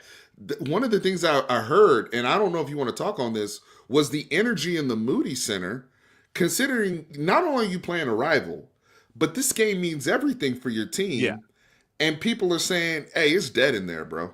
Like, what's going on? It's been dead all season. And it's not just on the fans.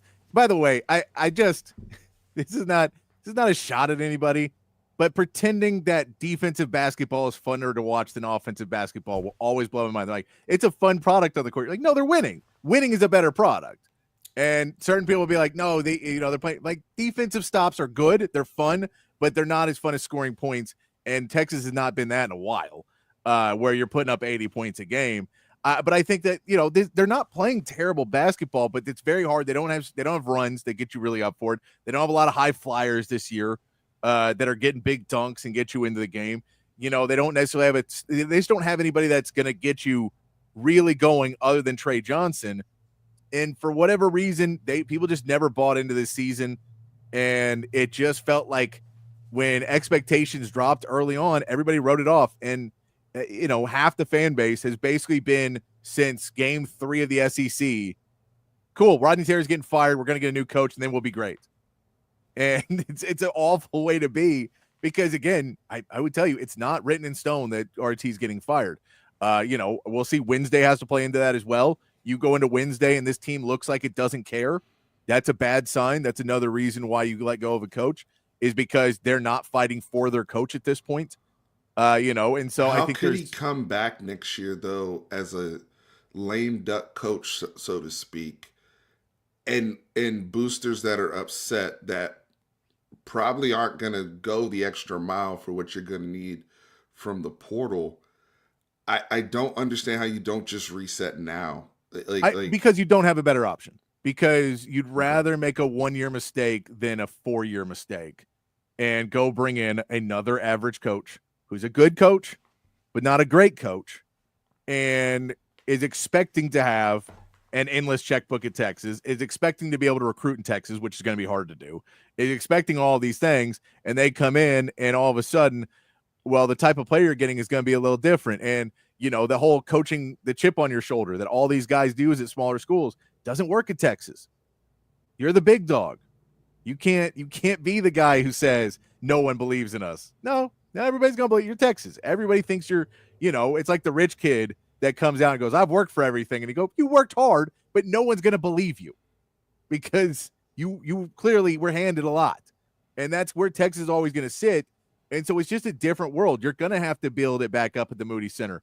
And, Texas generally hires defensive coaches. They're not fun to watch usually. If you get some guys get big blocks and everything else, but just, bad shooting on both ends of the court is never going to sell out the mood and make everybody happy. Drew puts it right. Basketball for Texas has always been so close and so far away that you feel like there's times where it's turning around. But really, it was TJ Ford to Kevin Durant. That was the run of Texas basketball, which is like 12 years, something like that, that you really felt it was happening. And it was going to, at some point in there, was going to break through. And it never broke through, but that was when you felt like you were there. We didn't go to the Sweet 16 with Drew. No, we were round of 32, we won one buddy. game. Yeah, round of 32. We only won one game. We lost to Nick Young in USC. Yeah, and so it is. I mean, like, you look at that, and that's the other deal. Is this like the I think it might have caught up with Trey Johnson a little bit too. That the narrative has been, wow, everyone let down Trey Johnson, and in Trey Johnson's head, he's like, I let myself. Like, I could have won these games. I could have done these things. And why are y'all talking bad about my friends and coaches? Like, this is my team. That pressure. And you're basically saying everyone's down. I'm letting them down, but you're all saying that, you're giving me the free pass. It doesn't end right. And sometimes that can get in a young guy's head as well. And I love his competitive body language, by the way. I really love, he cares. It matters. It's important. When he makes a mistake, he's hard on himself, but he doesn't put his head all the way down. And I do want to give him credit in two regards. While it was in his head in terms of the shooting and the scoring element of the basketball game, he still competed his butt off. He still, I think he had a season high in assist. He was still able to be in that playmaking role. He created a lot of good offense for guys. He probably should have had a lot more assists if we could execute. And he still guarded, his, played defense with intensity from what I saw. If he got beat on something, it's something that, he has to just learn from lack of experience, right? But the guy still competed. It's not like one of those guys where his shot's not falling and he's just completely tuned out of the game and giving you nothing on the floor.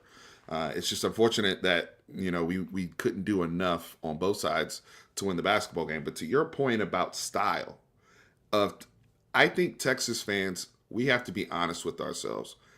As a basketball culture, we've been casual. We have. And to your point, the only thing, if you're not going to win, like win decisively, then you need an entertaining product. And that's why I'm like, y'all should have looked at my man Eric Musselman or somebody like that. Or that's when you start looking at the Nate Oates of the world, people that just put up points, shooting, well, and we're going to spread the floor and play up tempo and just be fun as hell. Like, that's and we can be clear, Nate Oates and Eric Musselman are not the same guy. Eric Musselman is a hire that you get at Texas. He'd win you a tournament game, and that's it. He ain't gonna do anything. Like, I get it. He's just not that coach. We know what he is. He does well at a bad program. Everyone expects him to be great, and then he gets to a bigger program, and he's okay. Like, we know what those guys are. Now, Nate Oates, different story. I like Nate Oates a lot. Nate Oates is winning at a very high level. He is winning. But there's just these people that everyone just goes, well, anything's better than what we got. And you go, it's not. Now, I'm going to say, if you keep RT, you have to get rid, or you don't have to get rid of Chris Ogden. You have to hire someone above Chris Ogden at GM. You need to hire somebody with a lot more knowledge of how this NIL, how the transfer portal, how to get money from the boosters, all of that. You have to put somebody up there that is going to be able to get it done in the transfer portal and get you the right players in the right roster. You have to have that in there. Now, Rodney Terry's part of that, but he's not clearly going to be the guy calling everybody. You're going to use Chris Ogden because he's much more well-liked among boosters and donors, and he's your general manager. So if that's your team right now, it's failing overall in that. So you see all their teams. North Carolina just brought in a big-name general manager because they extended Hubert Davis. They said, you're not quite there, but that's not your fault. It was because the roster wasn't there. And you're trying to bring in what you can, but while you're trying to coach these guys up and trying to get players in, and then you're going to the transfer portal, it's really frustrating to see.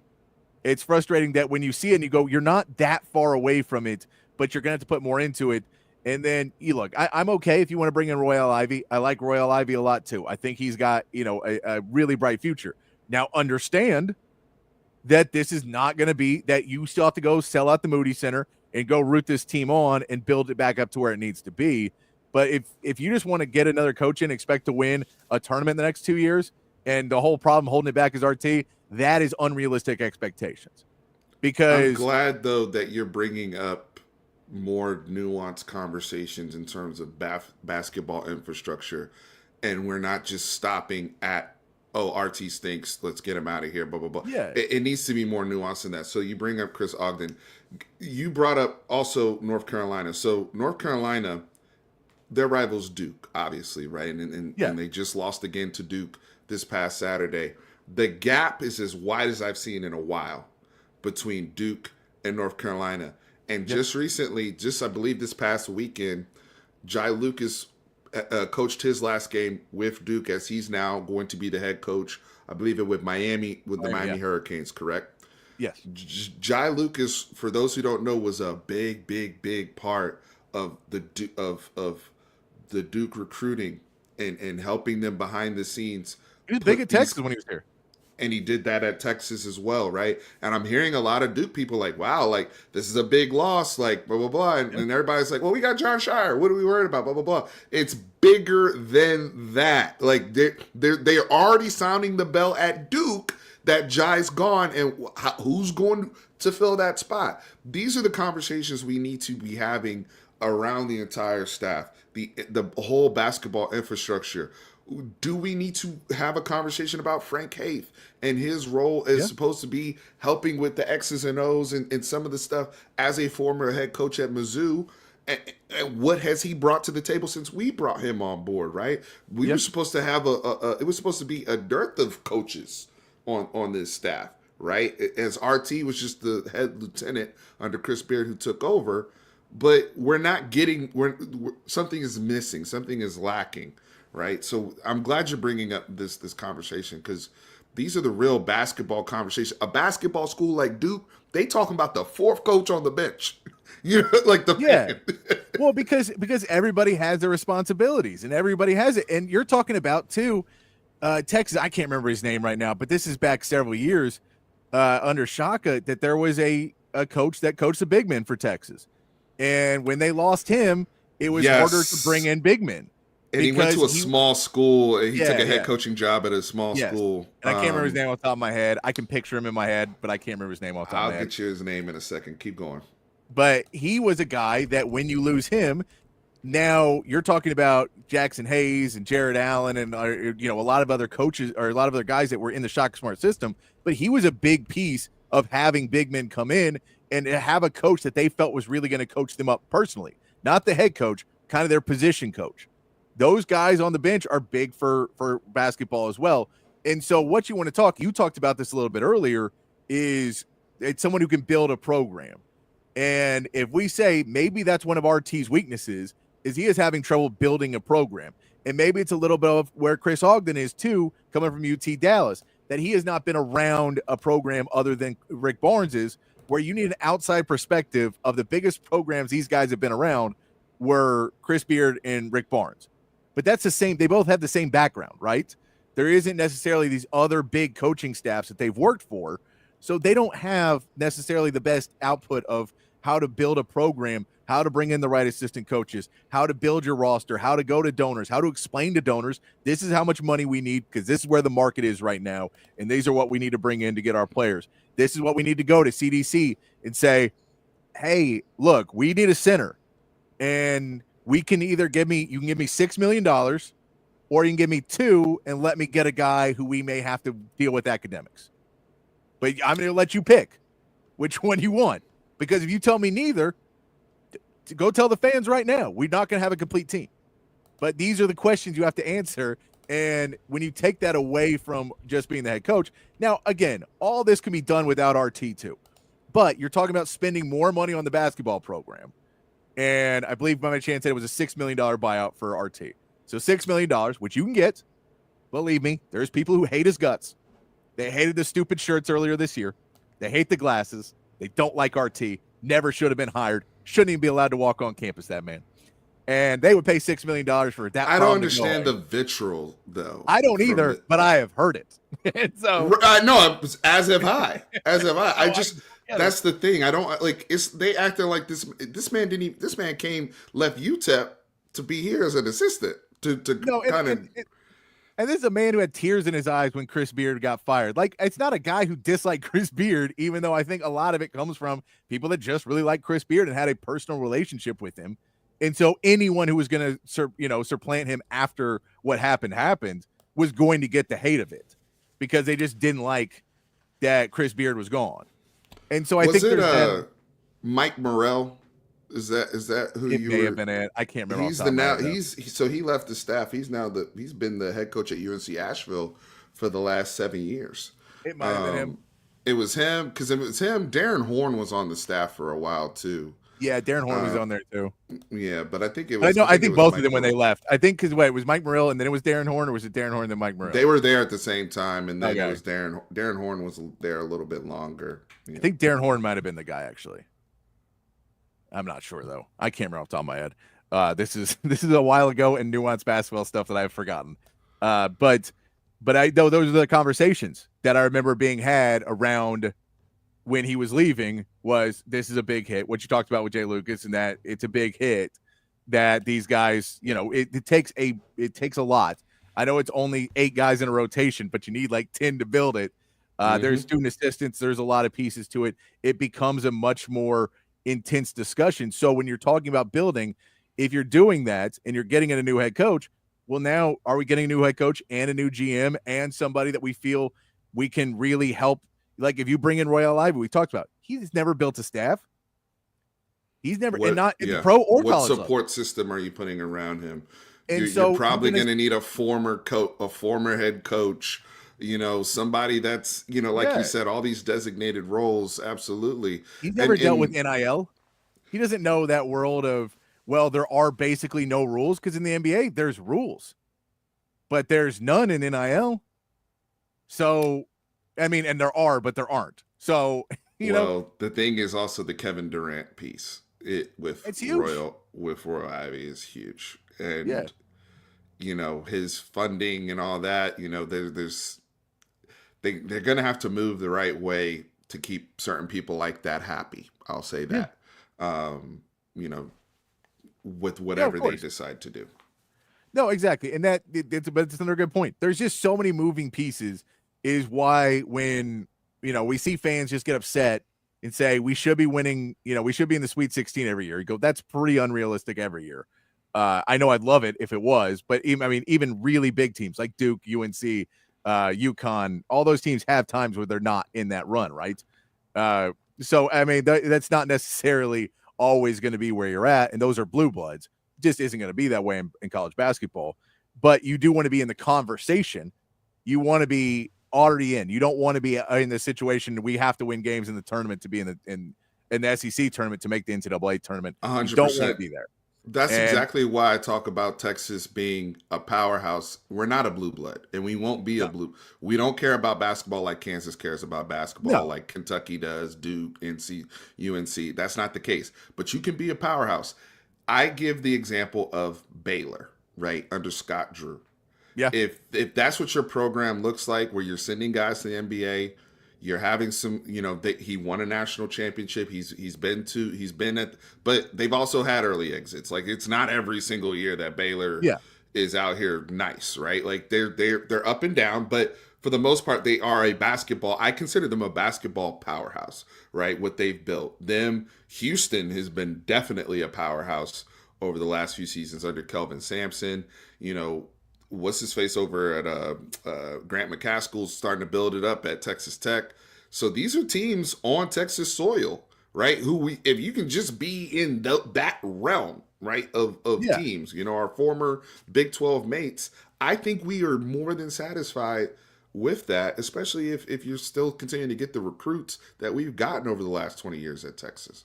Yeah. And look, there's going to be certain things that the University of Houston has a different culture than the University of Texas. Some players don't want to go to University of Texas because of the culture overall, because they feel more at home in the University of Houston. Is the nicest way I can say that. Baylor has extremely loose morals.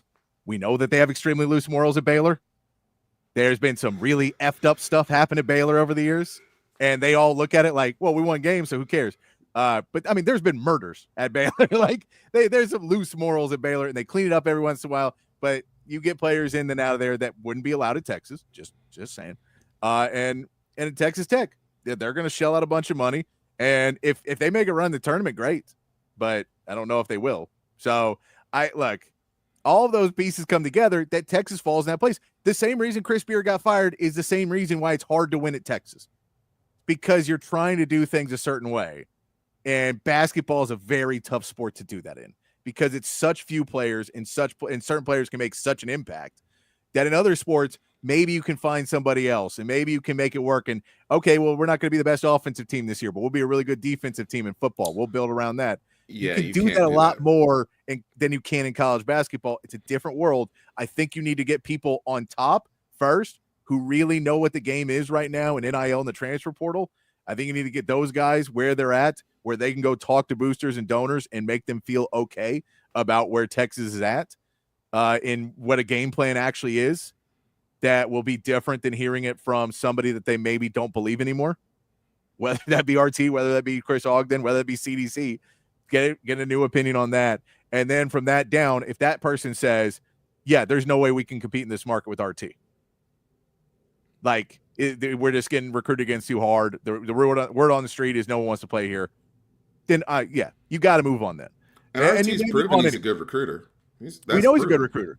But now it's different recruiting now, because now if there's anti-recruiting against you personally, which it never used to be against RT personally. It used to be against the head coach. And so now it's a little bit different. Either way that happens, I'm not going to be super upset. I'll be upset if we just hire like McCausland and then go, no, he'll figure it out. You go, what? Really though? Do you think he'll have all the pieces? Like, you're not equipping this to win. You have to put in the effort to make it a process and a program that has the proper channels and proper people to make it work. I think they were in the right space, obviously, when Chris Beard got here, and by year two, it looked like everything was just coming together so beautifully under the opening of the Moody Center. And while I was never a fan of, obviously him and Mark Adams and their no-middle defense, like, that's the style of basketball that they're going to play. It's not going to be, and they're just going to run some basic ass motion offense, and it's not going to be sexy offensively, but they're going to win a lot of games because they're going to be a hard-nosed 50-50 ball rebound. Like, all those things, their teams are always going to be A1. Look at Ole Miss play basketball right now under Chris Beard and Mark Adams. But Chris Beard's approach to roster building, I did like. I remember when he was at Texas Tech, and he said, you have to build your roster in 2-year increments. This is no longer a 4-year game. And that's the same reason why Roy Williams at North Carolina left this sport. Because the old guard, if you will, they didn't want to make that adjustment anymore. They were used to getting kids, that if they passed on the NBA guys, that they could get a kid for 3 to 4 years and really develop the Shane Battier program guys, the Chris Duhans of the world that would be in college forever at the same program that you would just build around. That's no longer the case in college basketball. Janai Broom, who is player of the year candidate, one of the best players, obviously probably going to be SEC player of the year. Yeah. National player of the year. I think it's already been announced that I believe he's SEC player of the year. Yeah. Okay. I don't know if but he is. But that's the guy that played 2 years at Morehead State, right? Like before he goes to Auburn. Like all of these guys are from somewhere else. Like that. Yeah. He was ahead of the curve when he said that back in 2018. So that's the type of person you need running your program now with that approach to roster building of I got to mix it in. I got to get a lot of guys support, but I also, in my prep recruiting, I got to be very strategic in who I'm taking recruiting prep because that guy might not be here. We had a guy in Jalen Tyson who left, who's now an NBA player, right? Yep. So this is a very nuanced conversation. And Jalen Tyson was a guy who wanted to go to Tech for Chris Beard and then followed Chris Beard to Texas and then got pissed off because Chris Beard didn't play him went back to Tech. So and then he went to Cal and became a first-round pick. Yeah. So, I mean, but it was, and that's a problem too is, you get better by playing the game. People want to get on the court and you're only going to play 8 to 9 guys a game. And so if you're number 10 on your team, it doesn't matter. You're never going to see the court. Like Nick Cody's a really good power forward. Love to see him grow on this Texas program. Probably won't. Like, it just is what it is. Even if RT stays, you probably won't see him stay for 4 years because guys just don't do that anymore. It is a new, different world for college basketball, and that's why I think because you talk about Chris Beard was ahead of the curve when he was at Texas Tech. That's why he had such success. He was ahead of the curve by a long way. The curve is caught up. Now the curve is how do you make smart NIL deals, and how do you live in that world where it's not just transfer portal, it's about NIL now, and there's some certain players are getting paid a ton of money and doing nothing, or do you leverage everything like if you're Kansas on Hunter Dickinson? And then you have your worst season in years because you leveraged everything on Hunter Dickinson. And so, they paid a ton of money to get him and are kind of strapped, and that's their guy, and it's hurt them at the end of the, at the end of the run with him. So it's just, you need to have other people involved in it. I'm not upset if RT goes. I'm not upset if RT stays. I get that that's a really, really middle of the road reaction, but I'll be mad no matter what happens if they don't try and build a program and get actual different opinions into it, whether that be a general manager, whether that be assistant coach, whatever it is. You have to bring in somebody who has more knowledge of what's going on in college basketball than just trying to figure it out on the roll. And that's what it felt like they did this year.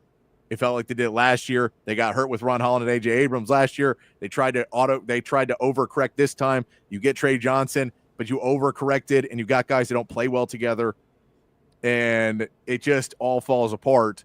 And you throw that in with injuries. You throw that in with it just never really working. With RT was trying to push this year. It was just overall, it's a flop of a season. It's disappointing. I want to. Can I nail you down on something real quick while we're on there? Especially since I'm here back to back shows, and you got your main man coming back. Will the Vanderbilt game be the last time we see Trey Johnson in a Texas uniform, Patrick? I mean. No, I think they'll play. I think they'll play well. I think they'll beat Vanderbilt. I'm going to give them to beat Vanderbilt. So we'll see him. Last time we'll see him was against Texas. But damn! Don't give me too much hope, guys. Damn! No. You are a glutton for punishment. The last game he'll play is against A&M. That's man. We can't go out like that, bro. I'd rather go out to Vanderbilt. Just saying. Just saying. It doesn't seem great. I mean, other than that, you're going out to Tennessee. Really, there's no good option here. We're so screwed. And here's the thing: done. if they beat A&M in Tennessee, then you make the tournament. Yeah. So that's true. It's not the last. All of these are silly. It's all speculation. They got to beat Vanderbilt on Wednesday. There's no guarantee. I think they can beat Vanderbilt. I think they're a better team. That it's not back-to-back games. I think Trey Johnson is going to put up freaking 70 in that game. Like, he's going to be pissed off. I think he'll play a lot better. But yeah, I wouldn't say that one. I'll go ahead. I'll look more into it too. I got to look at all the numbers and everything as we get later into the week with Vanderbilt. But I'll say that Texas is a better team than Vanderbilt right now. I've got a little bit of faith. Want to hit a couple things real quick. We didn't talk a lot about baseball. They get another sweep this weekend.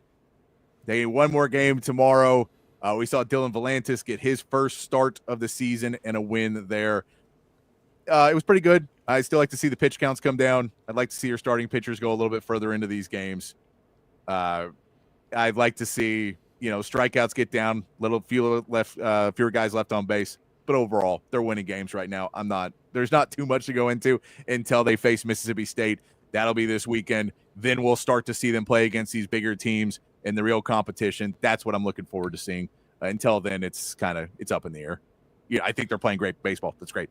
Absolutely. Yep. I mean, you're on, 13 straight at this point? Yeah. Since the opening day loss to Louisville, and Coach Schloss is, the one thing he has already shown us as Texas fans is his ability just to manage these games regardless of what the scenario is. The in-game management, I think, has been tremendous over this 13-game stretch. Yeah. But yeah, the Schloss era has started off very, very well. So excited to see what they do coming into next weekend, and we'll get more into that as the week goes on. We'll push into that. Like Triana says, if you put the Ron Simmons damn gift in there. I'm not trying to be mean about it, just realistic about these things. We did get some other news in free agency before we get out of here. Cooper Kupp expected to be released now. No trade partner, but he is expected to be released. That changes things. That puts him on the availability board. So the Cowboys could be looking. That's an interesting one for the Cowboys. That changes things because now you're not having to acquire salary and whatnot. Okay, that's interesting. Yes. The Texans already got their wide receivers. They signed Braxton Berrios and Justin Watson. So they've got they got a bunch of wide receivers on this roster, and one of them's really good. One of them's good but hurt. And then there's a lot of other guys. So it'll be interesting what they pull out. But these feel like Amendola's in the room for culture. Yeah, it feels like this is a Nick Caley wanted some of these guys that could maybe do some things that will fit into his offensive plans. That's what it feels like a little bit there. The Cowboys, I'm going to scroll, nothing. Cowboys, we know they don't do anything, but nothing. We claim we contacted Dre Greenlaw's agent. Oh, you know who? Michael Gallup has a meeting with the Commanders. Just so not even the Commanders signed Kinlaw too, Javon Kinlaw, by the way. Yeah, they've also got Deebo Samuel now too with Scary Terry over there. Got a good run. They're trying to keep up with the arms race with the Philadelphia Eagles. I respect it. Yeah, but it's been a pretty good day. Do you expect the Cowboys to make a signing before I get back on the air tomorrow? No. Not one. No. Not even one. Are you unless we're not counting re-signing anybody. We're talking about an actual free agent. No. Come on. I feel like they're going to go out, and I really want to see the giant graphic and the big welcome for some guy that's like on a 1 year, $800,000 contract. Want to see that one unveiled? I will come on. I'll call in for 10 minutes tomorrow if I need to, brother. If they sign somebody, no. By the time Open Gym starts tomorrow, y'all, they will have signed nobody. Yeah, I don't know. We'll go through real quick. We didn't even mention, I don't think, do we mention Justin Fields of the Jets? I brought it up jokingly at the very beginning when I talked about the facts. But I will say this. I do like the signing in all seriousness. He gets to reunite with Garrett Wilson. I've been rooting for Justin Fields just to be in a good situation. We saw Sam Darnold flourish when he got with the right situation and culture and coaching. I do think Aaron Glenn is going to have good culture in the locker room. I know he's a defensive guy, but in Justin Fields, I'm hoping good vibes from him. I like that signing for the New York Jets, excuse me. Who do you think the next running back is signed? Next actual good running back? Probably Dobbins, J.K. Dobbins. Yeah, I can see that. I think J.K. Dobbins goes off the board before Najee Harris. Yeah, Najee Harris just feels like he's going to want money that no one's going to offer him. If the Cowboys re-sign Rico Dottle, I'll count that as a win. I'll count that as a win for them. I think they should re-sign him. I don't think you should pay him a ton of money, but I think you should re-sign him. He knows your system. You just get somebody back and then draft somebody. It'll be good. Just a smart. I know, Jerry. I know you're not supposed to do smart things, Jerry. Just once. Come on. For us. Steven, I appreciate you coming back on with us. Mark Brown, appreciate you checking the show out as well. Steven, appreciate you hanging out with us again. Tell everybody where they can find you again. Fanatic Perspective on YouTube. Mark Brown, that comment means a lot because that's exactly what Patrick and I are shooting for here. It is just a blast to be hanging out with you here on Open Gym. But you guys can find me on YouTube, Facebook, Twitter, Instagram. I'm going to be all over just pumping out content. So just to be associated with legends like Patrick here is amazing. In all seriousness, I've been a listener in the car to you and BK and Bucky and Chip and the whole gang, man. So just to be here talking ball for two days has been amazing. And a dream man, appreciate you having you. Always, it's been a lot of fun over the last couple of days. We'll keep it back coming tomorrow. Open Gym, 4 p.m. to 6 p.m. weekdays here, and never know who will show up tomorrow. It's always a rotating door here. That's why we call it Open Gym. And we appreciate all you listening. We hope you're with us as well. But until then, be kind, be safe, keep your underwear clean, and we'll see you right back here tomorrow for more from Open Gym.